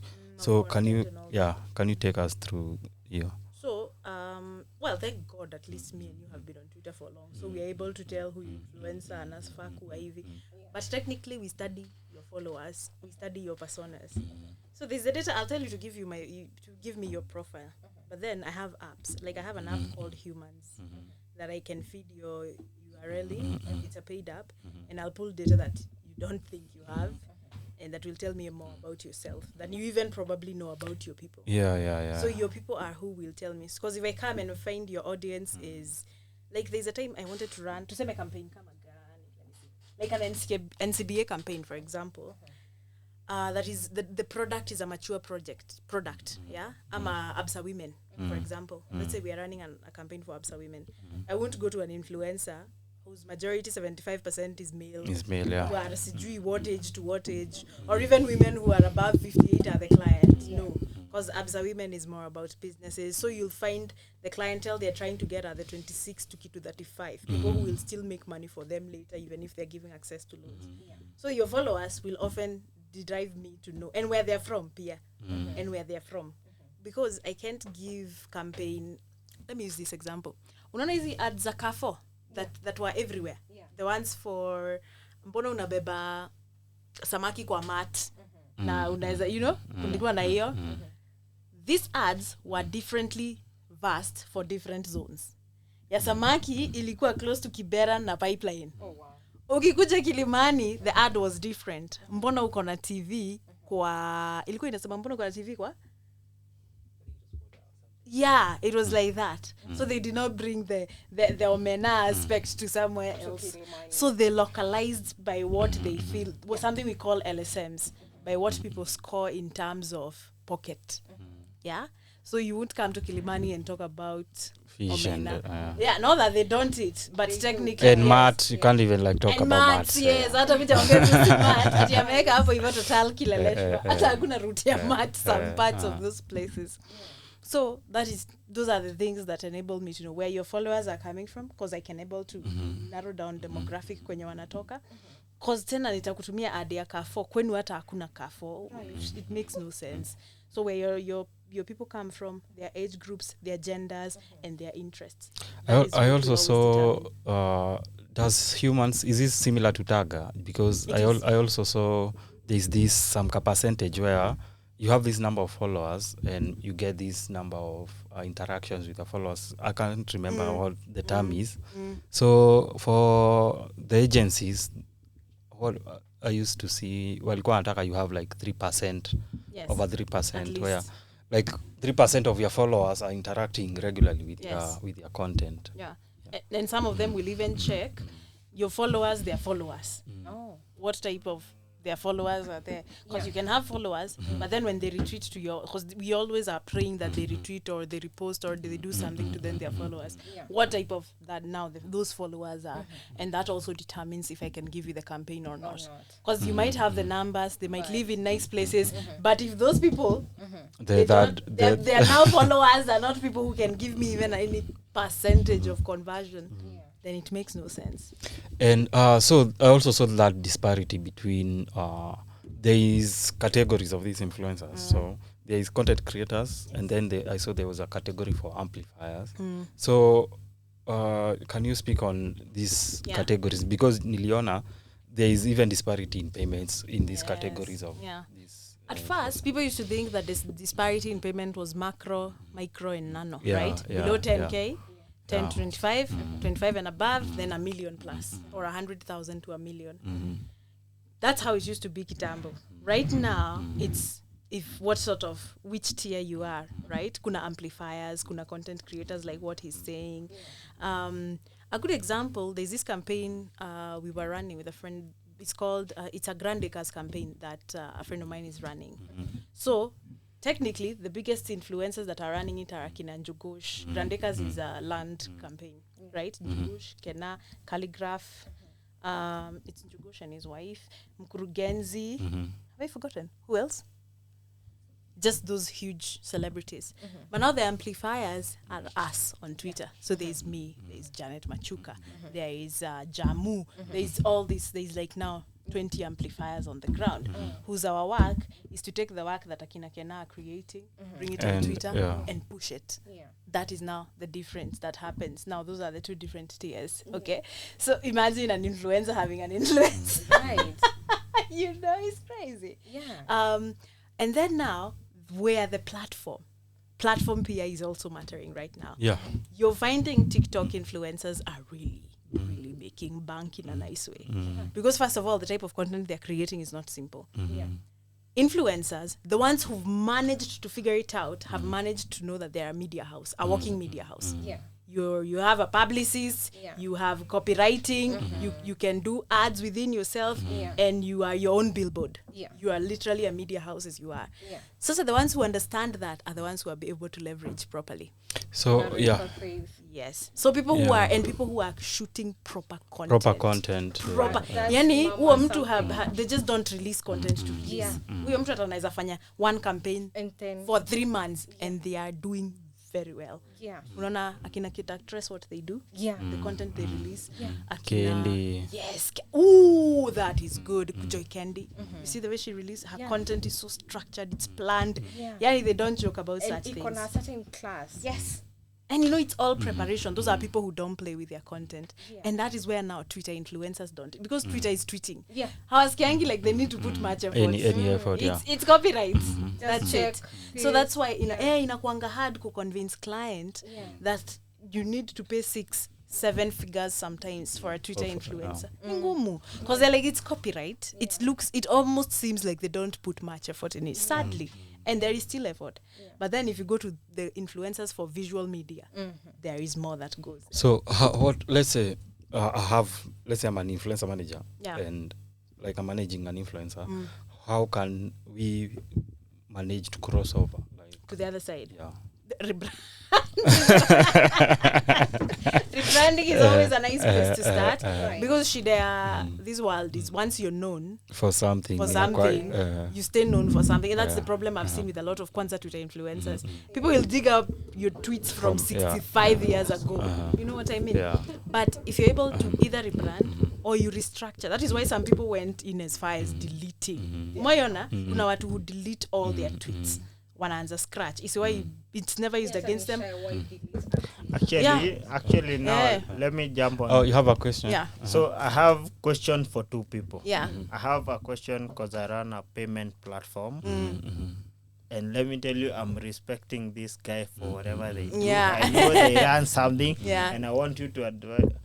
So I have two questions. Number one, me, Blaze and Victor, we ran a campaign that you so much criticized. KCB last year. Not last year. We were the top of the top boys. Can I tell you something? So no before. So I'll ask both questions. So on behalf of that campaign, because we did everything, we did segmenting. We segmented really good. Micro influencers, macro influencers, and the blue person. And we paid aptly for everyone. Like Amkucheza in matters payment. Bro, we did play. We were we did the thing. So anyway, you criticize that campaign very good. Question 1, I want to know why. Yeah. And then number two, like let me tell you, when I was coming here, I knew these guys were running a good platform. I knew. Yes. So what can you now, as people who did macro influencers, micro and all influencers? the way, yeah. So for these guys What and do they for need? me, what Would should you work? we work for? What Okay. should we look forward to? Yeah. According to your perspective, Okay. because now they're in that space that like they, assuming they won't afford Macros and all all the tu assume mse kama Osama, tu assume tu Osama hata ni basic. Osama ni mse tunaweza pigia tumwambie we When kuna- best tufanyie hii. but on the standards of standards that we tell Essentially, Osama behave, yeah. behave, Essentially. please behave. Yeah. So what would you say according to that campaign, the Roa with KCB campaign, because we did that. Let me tell you, we did that. Clean So from, essentially- from selection to Frank. everything to campaign to we did that. So according to us, per past campaign, and then according to us per the present Okay. campaign. Yeah. Okay. Okay, so we start with the Okay, see your mic. roar. Start with The the roar. roar. Start with the roar. Ah, ni yako ni yenu hiyo.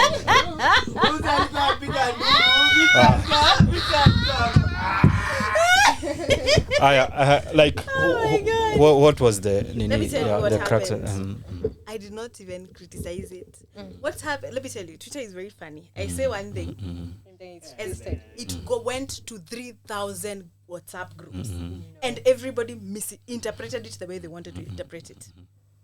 Do you know what I said? I said, first of all, mlipewa agency ama mlipewa direct? No, ilikuwa so for me for us, see ilikuwa an agency, but we were tasked with we were doing the recruitment, the selection. So Mimi, So I was, then you guys didn't do anything wrong. Let me tell you what happened. What happened is there was a miscommunication somewhere between client and agency. Client wanted conversions. Agency said they want awareness. So you guys give them insane awareness. So the issue with awareness was in 2021, KCB always, they are like the main sponsors for that thing, yeah. But in 2021, Wakaingia watu wengi, wakakaa. Betika wali take over the that nini, like they had more visibility even online as compared to the main sponsors. Yeah. So in 2022, what was happening for our side was that we thought they needed your awareness. Yeah, move take ile ingine. Yeah, that's what we were working now with. The client, the brief they gave, because this is what I got from when we were talking to marketing, and that's why this time they did it differently. Yeah, was them. They didn't just want they wanted more conversions. They wanted more conversations. They wanted you guys to now bring, for example, like how this campaign this year could have been ran. Ni vile they didn't have time. Gava was supposed to be a main sponsor. They didn't come in on time. So KCB were left by themselves to do that campaign. Like, it became a lot of things. But technically, in a perfect world, how they wanted it to run, they wanted a pre-campaign, a during campaign, and a post-campaign. Oh, wow. So for very us, structured. we were not given. We were just given. Yes, that was never your fault. We were just given the WRC, Yeah. and what we did was, as you had said, we had covered all the time. So we had. We had macro, we had micro, we had Victor was doing The roaring. no, he did not roar. Victor was writing. He wrote a couple of articles. Nice. And what he did was he was in collaboration with a sketch artist. So this dude was sketching. It's actually nuts. That's really nice. And Victor was doing. That's nice. So then we had 2 photographers. And then we had a few content creators, and then we had a few Twitter people who very tiny accounts, and then we had we had like 3 or 5 car guys, and then we had people like Frank, So tulikuwa so that campaign, what happened was that we took everybody across board. Vile inafaa, Yeah, across Ndio board, upate yeah. range kubwa. So, Yeah, so we you got the guys, range. as per the brief you got, you did well. And do you know what the tweet said? My tweet, the one that went and people misinterpreted it everywhere. It said, this campaign, the reason why you guys are not seeing what is happening is because the client was not satisfied with the work that was done by the influencers. And this could have been from the brief they got. So it was not that you guys did wrong. yeah. It's the brief that you guys got. And also, like, I think... What was yeah. wrong, because we also want to try... We are not trying to bring up an agency. We are doing bigger things than that. we are Yes. definitely doing bigger things Yeah. than that. But per the campaign requirement, because we did raw. To be honest, even me, I think that was cool. But Victor then alikuwa anapiga nduru. Victor alikuwa anapiga nduru. Yeah, it was a nice campaign. yeah. awareness wise, make actually- noise. The noise was made. Actually believe, because we did the campaign But now, honestly, yeah. the primer was good, like the raw, Yes. the anticipation. Yeah. But kuna time kwa campaign, But This we did doesn't mean we did a but good thing, probably- even for whatever, for the company itself. Yeah. Because kuna at point they had a downtime.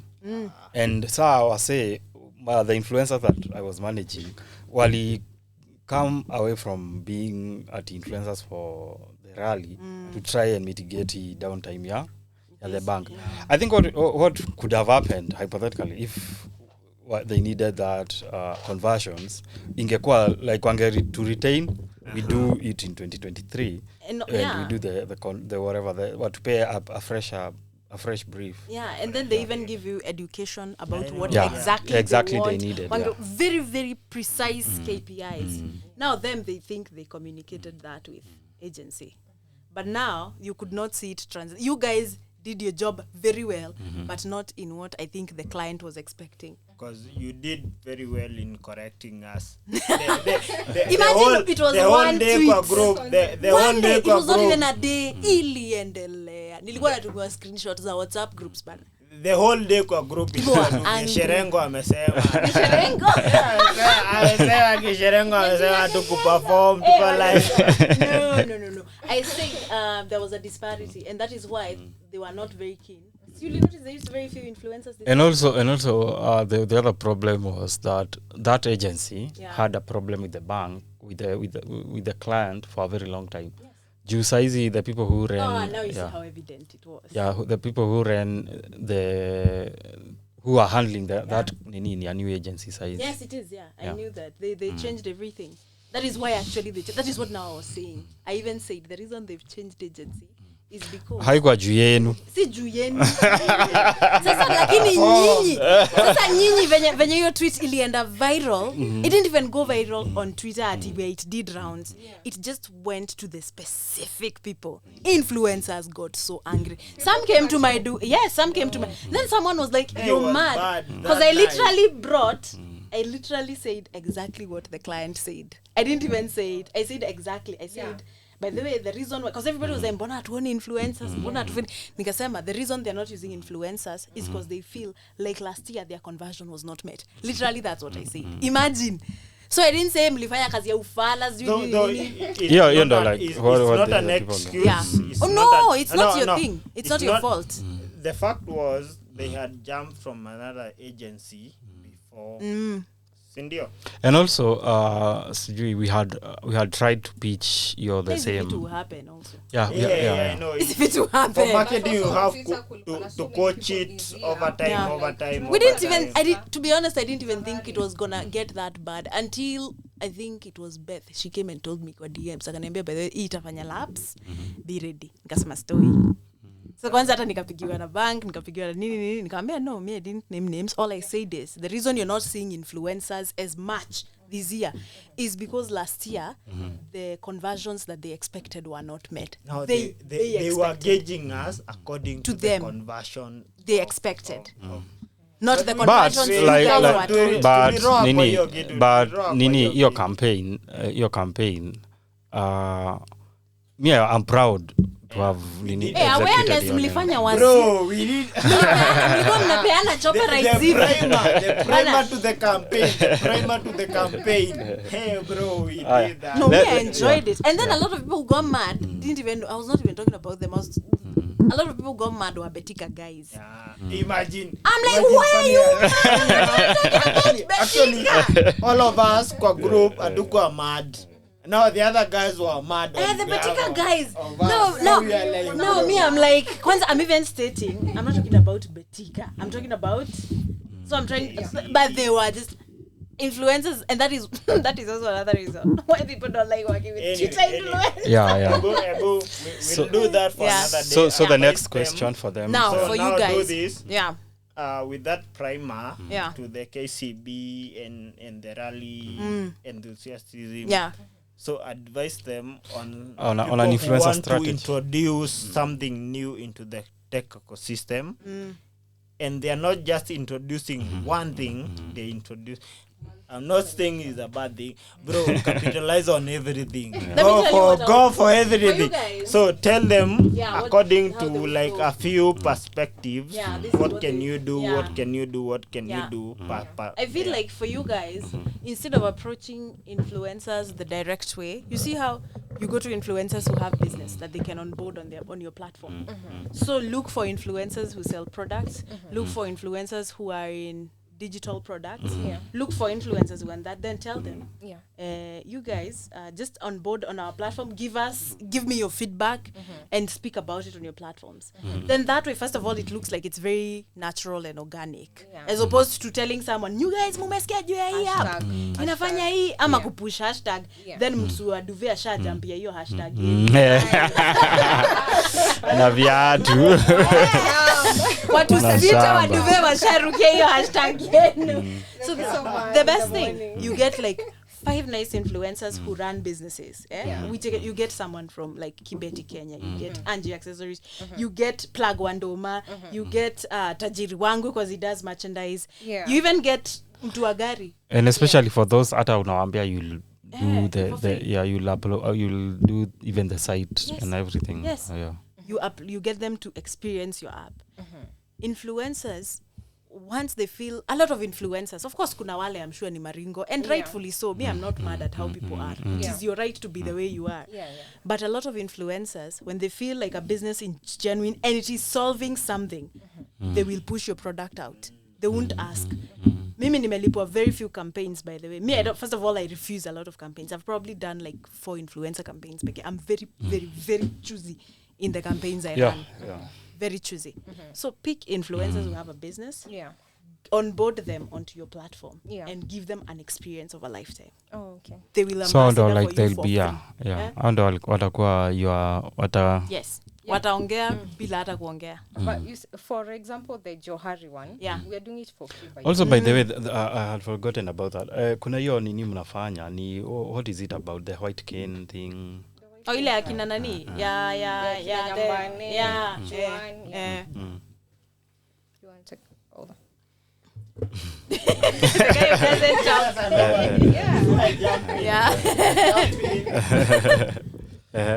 So basically, I approached when we rolled out the e-commerce, the e-commerce platform. system. I think a month ago or 2 months ago, I went to Akina Joan's place. It was their kid's birthday. Yeah. So they had told me they have this drive. With akina Julio. Yeah. Charged and all that. So Nyambane approached me and told me that they have merch that they want to sell. Yeah. So I told them we'll give them a platform for free to support them in their good cause. Yeah. So that's what we did. That's nice. Yeah. Actually, initially it was on tickets. Yeah. We have a ticketing system. So okay, initially nice. it was on the ticketing system. Yeah. So we were selling the tickets. You buy a ticket for 1,000 bob. Just the same campaign they were doing on Twitter, because they were asking people to contribute from as low as 100 bob. So you buy this ticket and then it's like an invitation to the White Cane Drive. The White Cane Drive is they are buying the white canes For for the kids. who are blind. Yeah. Yeah. So it was on ticketing at Vendit, but then tickets Tickets at Vendit. Okay. Yeah, but then sasa they said they were to sell the merch. So tukaona badala ikae kwa like you're buying a ticket, Buy better much. ikuwe like, Get something. yeah, in So we exchange. created The platform. and then we just sell the merch. Merchandise huko. Yeah. That's nice. Yeah. That is really nice. Much when you're selling t-shirts, Yeah. there are different variables. Yeah. Kuna ule wa large. Oh. Kuna ule Medium. they have different colors. White, black, yellow. So it's different. So It's if there's a different. ticket, like What is what? And how has it been so far? Like on your side, on their side? they have like their own dashboard. Yeah. Okay. So all sales go to them. Okay. And they can manage how they do the delivery and all that. How has the experience has been really? It Yeah. has been well. It's like functional and Yeah, Yeah. but we're still Okay. campaigning for it because we need these people to buy at least 1,000 t-shirts. okay. And then it comes with a free bag and a car sticker. That is so nice. Yeah. Send me that. Tatumia your link. We'll tweet Please them out. Send us that, Mm. and I will amplify that. Mm. That is a very nice. Mm. I wish there was a way that you guys, you see something like that, could be amplified into the other WhatsApp communities that are on your platform. Because WhatsApp is becoming super community based. Yeah, That's but why you they've see, created they only channels. have this channel yenye iko na watu who retweet that, but they don't have like a community where they include watu from outside. That's what could actually work for them. That would be so nice. Yeah, because retweets, they're just that. Yeah. Yeah, understand. Makes sense. Yeah, Tatumia will see what to do. Please send Yeah. send to me too. Yeah. So. Niko na swali. What would you change on your journey to coding? Is there anything that you would change on how your journey has been? I don't know. Maybe focus on maybe one product first. Okay. Once it becomes successful, You go to others. yeah. Okay. And like, do you have like any advice for people who are starting out? Especially here, kuna a point where there was this. So this notion that you tech bros mna swim in money and all that. Yeah. So nowadays and all that And stuff. it's not yeah. true, by the way. Yeah. There So- are those, but it's yeah, not. there are those, but Yeah. what can you tell like someone who's starting out? If you are getting into tech, get into tech as a passion, not because you want only To yeah, make- so and so okay. and make money. Yeah. Because utakuwa disappointed. Utakuwa disappointed. Yeah.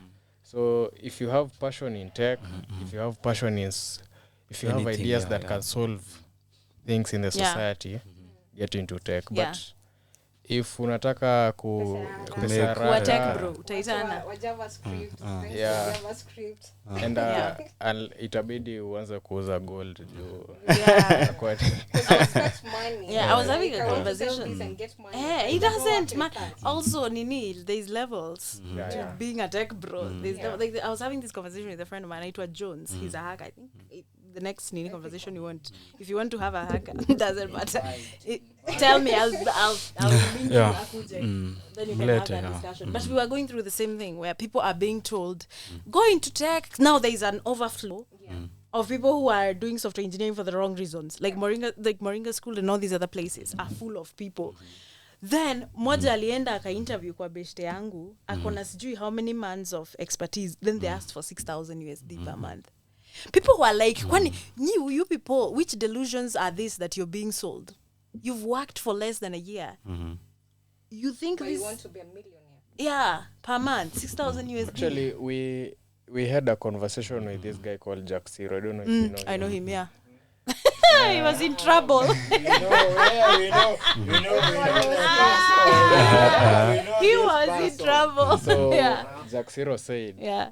in the first year that he worked in tech, he amended into the employment path.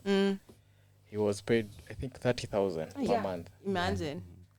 He stayed there until akapata a better job.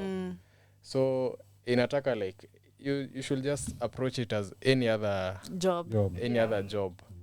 If kama your passion is engineering, you should approach it like any other passion. Usikwe na hiyo mentality ya like you're making bank. Jaxiro and I had one employer who was similar. We worked one place at the same time. So that actually napata a lot of DMs of sijui will I make money, sijui how much do you make. Okay. First of all, I won't disclose to you what I make. Wait, someone asks you how much you make? Like anakwambia ni estimate.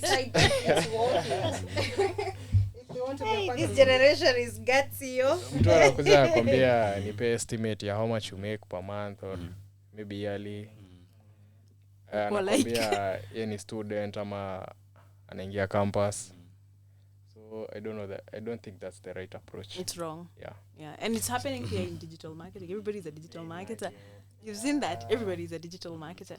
But in reality, then now wanaenda wana underperform. Then now marketers are left to clean that mess. And then we're in hot soup all the time. Watu wanatuingilia. Unaona hiyo shida ya brief. Technically, sisi marketers ndo we should have been in trouble. Not sijui influencers or anything. Because sisi ndo we are not communicating correctly. Yeah, but I think that came in Ethiopia, like the agency like when you unasema people think digital marketing is easy. It's fucking hard.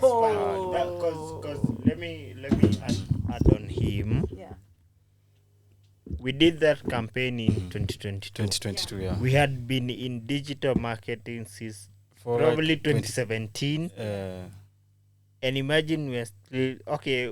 We wouldn't say it's so much of a mistake because we did perform. You did your work. Yeah. You did what you were told. Yeah, we did. Yes. Imagine the communication perspective is you're like in agencies kuna hiyo like trickle down effect. It's very fucked up. It's terrible, and that is why it's important kuwa na brief moja yenye imetoka huko ndo inafikia watu hapa. Isikuwa na two translations in the middle.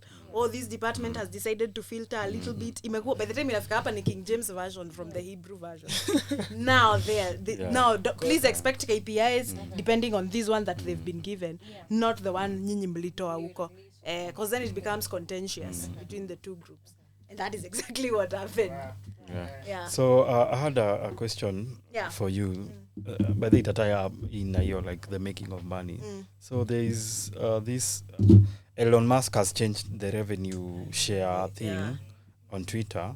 So kuna away, I think a month ago, like the first time he made payments to people. About a month ago. Yeah. So like people are making some money. Like then after the second month.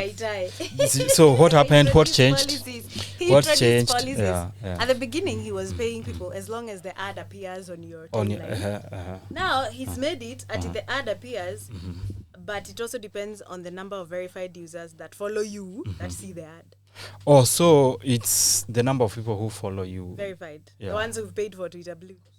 So let's say because the first time ilikuwa ni ati ukiwa na blue tick ukiwa na blue tick wewe mwenyewe ukiwa na blue tick and you've reached 500 followers and you've gotten 15 million impressions in 3 months.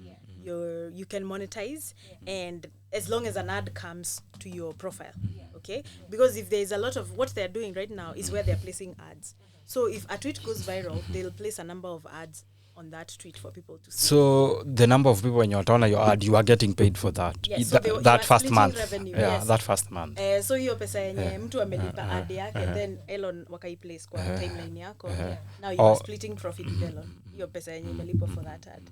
So what changed? Akapeana pesa mingi, I think akasikia uchungu. Haikuwa sustainable. Akasikia uchungu because there are people who made even $1 million. Like some people made so much money, right? So akaona hapa kinaumana, this is too easy. So he reduced impressions to 5 million, but then you'll only get the money if the ad is seen by other people who have paid for Twitter Blue. So I can make a viral tweet na place ad up. So now it won't be depend on the people who see it. It will be the number of verified people who follow me who see it. Na unaona sasa hao si wengi.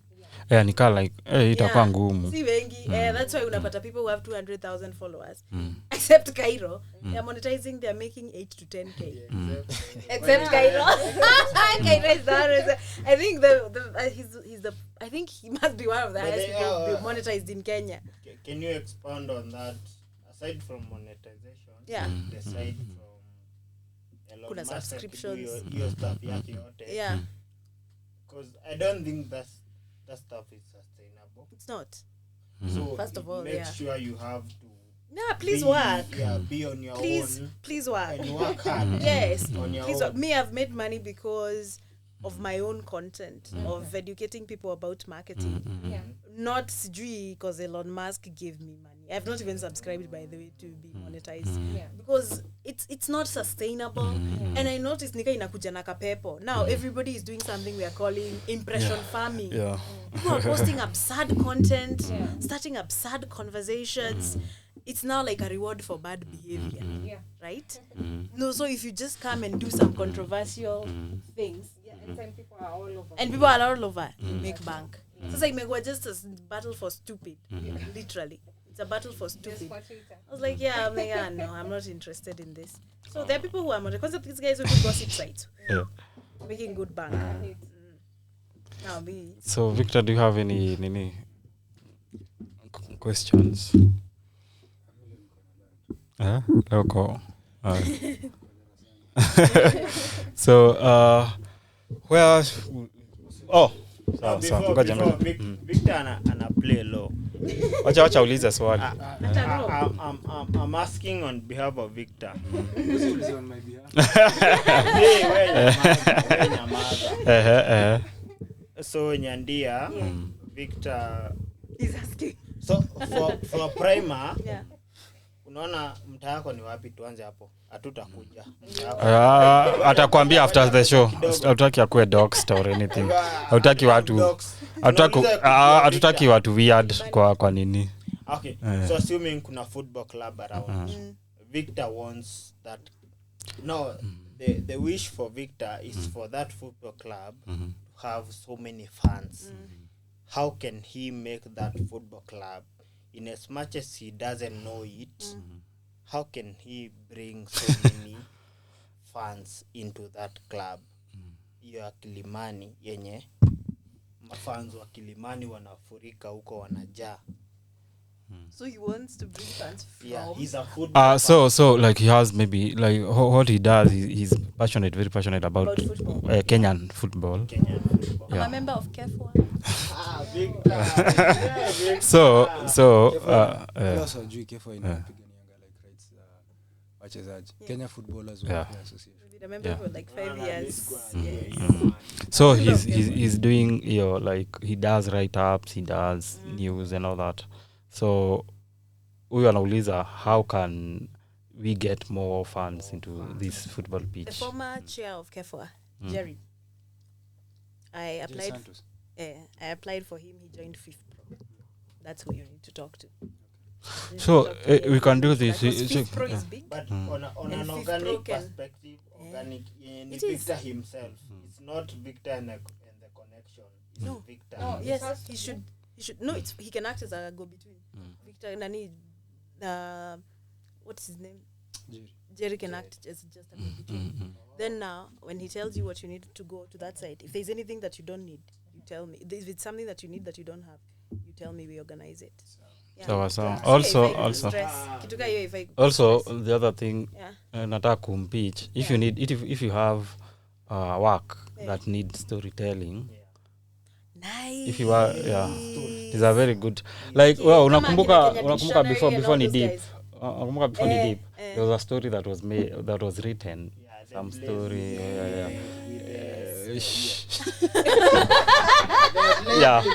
So ndo aliandika that story, and then he did Nyege and then KCB. The KCB. Utazicheki tu. Tutatumia all those links. So if you need any stories told. We have a group. And this is where all these KCB things came from. Actually nilikuwa najaribu kuibia influencer siri. we have a group for all top marketers in Kenya now. Head of marketing, Wahuku, head of marketing. I think I need to be in that because I'm doing nini. I send you a link. Yeah, I'm doing influence. Nataka They'll kufanya. vet you kidogo, but it's amazing. So you can't nini nitapenya battery. And nitumie one vet because I need like to start. I'm starting. I want to start my own influencer management thing. Agency. Yeah, where I'll be you working for the nini, like for you want influencers, but huna time ya kuwa vet. I can vet them for you, then you can take when you want, then we can nini. Even I can create. Yeah. Felix can create the platform for you. Yeah. So join the group. Oh, that's where we learn a lot of things. I actually got. I'll tell you. I just started a new gig. I just can't talk about it publicly, but it's an opportunity where all of us can have an opportunity to eat. Yeah. So that's what I saw. This especially because me, I have like that Twitter background, and I feel for these people. I wanted to maze juu skia listen skia kwanza nikushow skia nikushow kwanza skia nikushow skia Frank na kushow staki ati unafanya campaign you're getting unakanjwa 50 large na kuna mdem atapost video 3 akanjwe 300k. So I want skia I want good things for you Twitter guys. In that nini first mtakuwa na management. Hakuna mtu unaona mtu akikuja kushow ati anataka something to be pushed, unampea email and talk to the management. Yeah, akitalk to the management nampatia your nini red card, nampatia contract. Hawa hatuta bill like but skia Victor nani skia Frank aya na alafu kuna proposal huandikwa na influencers, you know those content proposals. Tuna me this side me don't handle all that. Then within this thing that I'll have a team of photographers, a team of videographers. So wewe as Frank hawendi kwa nini wewe unaenda ni job yeah alafu ukienda kupost wewe wendi kupost here wendi kupost nini you have some nice shit working for you. Alafu sasa ukikosa kulipwa hawendi kutukanana Twitter. We are going tunaenda kukanjwa tunatuma tu demand letters wendi kutukanana Twitter. There's something we were working on. We were even thinking of creating an organization that needs for influencers, because this is it's absurd by the way that is happening out here. You see Samsung has, you can imagine budget of Samsung ya marketing. About 75% of it is dedicated to digital marketing, right? Of that 75%, a good like about 80 is influencer marketing. Influencers make bank abroad. Yeah, but that's what our friend Nigel has. He's a tech bro, tech reviewer. He has a very I know his blog. He has a very huge problem with he has a very huge problem with how Kenyan influencers are handled by these brands. Juu niliona ati they have an event kama venye ile kuna Samsung event ili happen. So what the fuck are you sending me a cup and some biscuits? Unanitumia za nini as an influencer? Abroad, even hata usiende abroad ya mbali. The South African launch or the Nigerian launch, they paid them proper. Na unatumiwa like review pieces mapema. Na ukae nayo si ati tena ati mreview na mrudisha. No, it's and it's cause maze nobody talks about influence. Ati nikasema there's a class I've created that I'm going to throw out there. It's literally for influencer education. Like influencers need to know. Same. Unaona hiyo idea yangu ilikuwa on point bro. Na agency zile maswali mnafaa kuuliza. Yeah, because there was mwache kutumiwa vibaya man. There was during my thing hapo dance done with influencers agreeing on we should be treated like Lee Better. treated. What is your view on influencers being like, we have an organization? Yes. It's not necessarily legal organization, but Hapana. an Hata organization union. of thinking. Mnafaa hata kuwa na union na mkuwe na mtu Where kama you're like, atuoni the minus standard the for corruption. this gig is this. Yeah. Na hiyo So- msilipisha wazee. So- Ndawatetea wazee kila time. So kuna nini kuna during my time there kuna some essay she was handling Nivea for essay.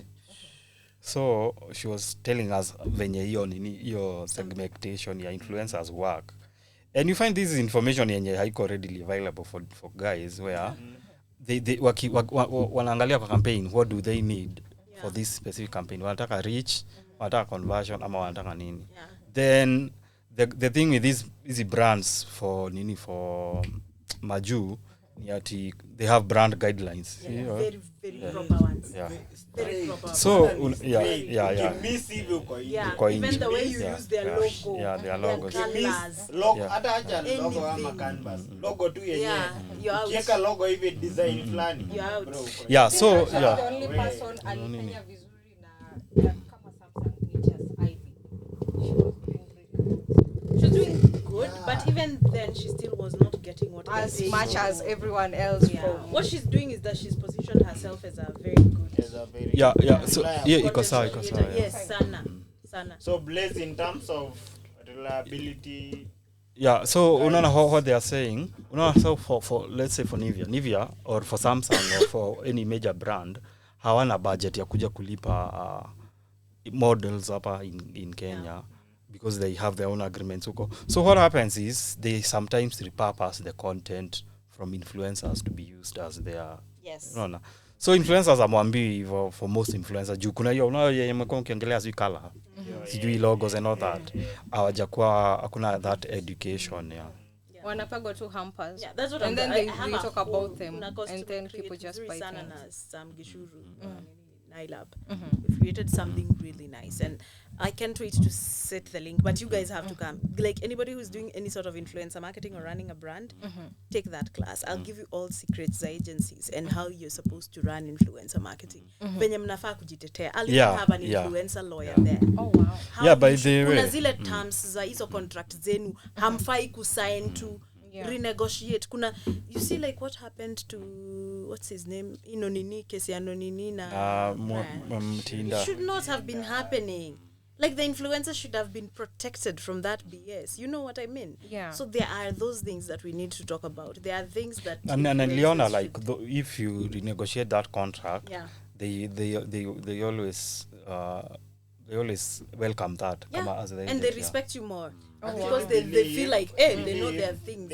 whatever they've discussed before they present it to you is what they know is the bare minimum. Yes, Yeah, all the way. Whatever you are negotiating is going up and up. And At Yeah. least Or you ifike think mahali it's- walikuwa yeah. wanataka. Whatever they feel like is the bare minimum.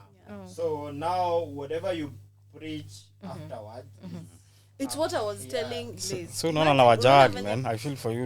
Unaona venye kuna watu you've wanalipwa not been eating how much do people get paid for tweeting? Everything, just give me a figure. What do you Rough. think influencers are paid for tweeting? Like a tweet? They get 500 for a hashtag. No. A good influencer? For most influencers Yeah, that for most. don't give a fuck, Yeah. they get paid Like a- good enough. Like, and what is good enough? Like what is At least kama 1 M per year. Let's say No, per campaign. just a Hebu mwambie tweet. per Yeah, campaign. per campaign. Per campaign. Let's say a month a campaign. You can't Watu wenye wa get to so ni less than 5 people. Yeah. I'll tell you, there's 2 guys I know. Per tweet they get 100k. Oh wow. Tweet moja hivi. Tweet. Wala kusenda utweet. Tweet. Si unaona? Brand positioning. nakwambia. Brand Si unaona venye Ni vile siwezi nini? hata sema ni nani. Sign 100 hivi. Sikia. Sign with me. One tweet. See, Less than 280 words. Yeah, hata hajalipa Twitter. let me Ati ako na tell thread. let me tell you 280 words. so that you can gauge us and because Blaze will be very shy to say this. At least for us to get paid 100k Yeah. per tweet. Yeah. Per campaign. Per Campaign, yeah. per campaign. Yeah. You should Na hiyo get na hiyo ni a good bag. two people. She had Victor na wako ni I know strong people who get 100k per tweet. And Yeah, see yeah. campaign. 100k. So imagine. Yeah, sign with me, Eh. bro. Sign with So me. imagine a run campaign. Where Ile we bank signing? atamake. That guy just needs to do a Da, tweet. sikia. And also sikia. sorted. Sikia. Hii nini yangu, hakuna ni ile unaona ile nini atu nini anybody. Sikia vile nasema my organization tutakuwa we look for you, don't look for us. juu hatutaki ati nini, hatutaki kutuma watu upigwe juu lipi 20%. Yeah. Tunaweza kufanya on the side. Of course. Hatuwezi mu afford bro. Hapana, mimi nipea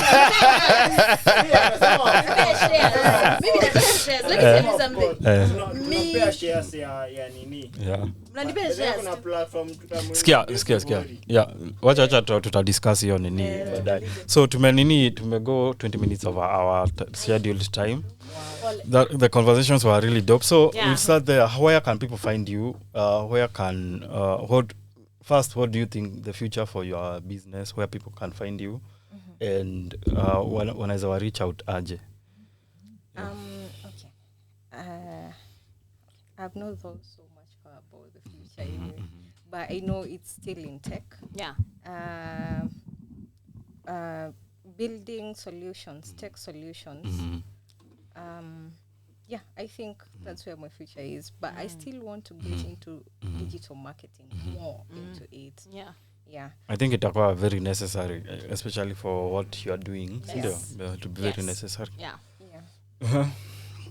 Mr. What did you say that username was? Lover boy. Mr. Certified lover boy. bado nita come up na nini nyingine account nyingine on the side. On the side. I think the future is still promising. So we'll still focus on tech and solutions and pushing for more products in the market. Yeah. Thank you, bro. Thank you for coming. You had a comment, bro. Sindio? Ndio upeana vote of thanks huko. He's a very polite person. I think kitu mimi upenda kuona ni especially for this generation of us, like wasa wanafanya job vizuri na msana jituma na msana yuko mimi na information. Nime like sana vile like mnashare hizi kama vile tips mazee. Nasema okay, I know it's a dating app but wanasema unapeana premium features. Kuna watu wanasafa huku nje, so kuna msana anahitaji hiyo service than the rest of us. Na kuna mse maybe anahitaji hiyo e-commerce platforms zenye zitafanya. Kuna mse mwenye akiambiwa anaweza press link like mse get direct kwa inbox yake ya WhatsApp, anaonekana ni maajabu. Ni maajabu baze. But that's what they need to sell shoes, to sell food. I think hata ntanini match now. Yeah, so I think that's a very good thing. Actually, yes. So, man, like I really like to have such kinds of conversations. Hata leo nimeenjoy sana juu sikuwa naongea, nilikuwa nasikiza tu. So yeah, but I think for me ni hiyo tu ya you guys are doing a really good job. Melana lot leo, and it's up to us as a generation to change this shit. To change like vile hawa zao wanatuona na pia vile hawa younger people wanatuangalia. But yeah, good job. Ndakuwa tuna follow up vile journey yenu iko, alafu hopefully a year from now tukiachili tutakuwa tumeachieve every a large chunk of what tumesema leo tunataka kufanya. So to add on to whatever you had asked about people who want to get into tech, I would like to advise people like tech go very broad. Like people don't just make apps and websites. Like there are a lot of things that need tech out here. Like kama pia shusha wako anaweza kuwa anahitaji like solution fulani. So people getting into tech should like have a broader perspective of things. Solving actual problems. Yeah, you should not like get into whatever I got into or whatever he's gotten into. Yes. You should come up with your unique idea, try venture into it, research about it, and I'm sure you'll come up with something. You'll come up with something nice and unique, and that you can commercialize. Yeah. And then like see glamorous like are only the hours you spend Crazy. Yeah. behind the screen Yeah. and all that. Yeah. Yeah. Oh yeah. Oh, on social media, all platform Flavitech. Yeah. Sawa we'll so but they are to show you what your nini the agency is Me, called. sisi tuko mintylime.co.ke. You can find them on social media. It's a very nice Yeah. website, by the way. It's sana. Yeah, so we're a creative agency. So we actually now need guys like you. Because everyone I work with is someone like you. I don't work with regular people. And I actually don't have a storyteller. Actually, something I need to tell you. You need to look, Kenyan Dictionary. Yeah. I cannot even tell you the money we pay Kenyan Dictionary. It's crazy. Look into storytelling in that way. Like, your group, your marketers, tunashinda tukisema, who else do you know that is like Kenyan Dictionary who can do this? We're like, we don't know anyone. Because you don't. And also as the nini as a pod. Yeah. We are doing that. Come on, if you have a client, if you have a client, I'll just be asking you, unajua someone who does this. If you have a client with some idea, tunaweza mpea a solution for that. That's good. Yeah, that's good. I'll do that a lot because ni kama shida yetu sika, Chora. Chora Studio. Chora Studio, they are able to bring their concepts to life. But now us who are storytellers, we're not able to bring our stories to life kama Chora venye Chora. So the best thing we can do is, first of all, we need to be known. Unaona venye tunakuja hapa tunaongea. But ni important because me by the job zangu zote mupe watu wako in networks zenye najua on Twitter wapi. So it's important. Let me plug him again. What he does, if you want your stories to be brought to life, he has we have these people that we know. One of them is a very talented artist, aitwa Wango. Oh, nice. He draws really good. Yeah. Okay. Kama uliona hiyo time ya KCB, the actual drawings of participants on the ground. That was the guy. Hand drawn. Yeah, that's so. What Victor does is if you want stories to be told, he does the copy and Wango does the writings. I also have this friend of mine anaitwa Waila. He does si Waila. Waila. It's Waila WYLA. Okay. Yeah, Waila, he does caricatures. So if you have an event, and he can do very nice caricatures, and he's super fast. So if you want activations, if you have activations and such, and you want, or even if you want stories, Waila, Wango, and Victor can do such dope shit. Yeah. I'll tell you, that is really nice. That's a good set of skills to have. Sai, there is work for everyone. So we just want work. Though wanilipe my 20%. Your 20%. See, I'm a good person. I'm not a good person. Yangu ni tax free. Mnalipa mkishalipa tax. I'm pay housing. Acha ni mzuri. Tax free. Bana. Wacha amalize at show Minty. You said mintylime.co.ke. So where else can they find you? Imagine go to mintylime.co.ke. Like us, we've automated every process. So if you go anywhere and just write anything, it comes straight to either me or Felix. Yes. Oh, nice. So it's very proper. Fast, it's really nice. Yes, and we have a network. Now you see, like now you become part of our networks. We have a network of everything. Even the work that we don't do directly, we white label for other people. So yeah. Thank you so much for coming. Asante. Wacha Mr. Frank Apeane. vote of Mr. thanks. Tech boy. Yeah. Tuambie. First of all, I was very happy to meet her with the excitement and the expertise, because I knew, bro, I'm on your side. I knew she would provide solutions, because man, we're in this tech stuff together. Na tech ni ile stuff lazima ujiback up we mwenyewe before it works out. Let me tell you, before your shit pays, and I can at this point Attest. I can even provide solutions, but before it pays, hey bro, you'll have to work. So she has to be there to tell you how to engage with people, how to keep people engaged. And the same thing for Victor with his story writing, and so they are doing something very good. It's a startup, so definitely by standards it's a startup. Victor is a writer, so you approach Victor on a different angle. Hata mimi ni startup, bro. Anaitisha 20% huyu kwanza huyu.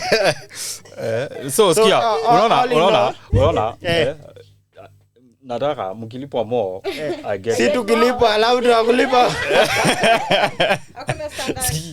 So all in all, bro, I was very happy that she was showing up. She gave us reviews. Acha nikwambie, even her case studies zinakonga on point. Me Blaze na Victor, we handled that KCB campaign last year. So that time that you are giving research 1 year later. Acha silikuwa last year June. Ilikuwa last year June. So this 24 June. But sisi hata hatukuwa critical on that. Tulikuwa na like ali get cooked nini elsewhere. I'll get Google now. Let me I'll get cooked elsewhere. So funny thing is she talked about a different campaign, then another different team jumped on board. So the whole team were shielded. We were like, by the nyorosha huyo mtu, nyorosha pika hiyo kitu, pika yote. So anyway, we are very happy for the reviews. We've done a lot of stuff. We are looking forward to doing a lot of stuff, and we hope to have you another time. Progress. But anytime I'll bring a payment system. Hiyo tutaongea kando. But thank you for everyone for showing up. Thank you for everyone for making this a very na hii juu pia hii masaa si ati ni poa on a Friday. On Friday. So thank you for showing up. Amazing to have you here. Lovely episode. Thank you for coming. Thank you. Yeah. Yes, we appreciate it. Peace.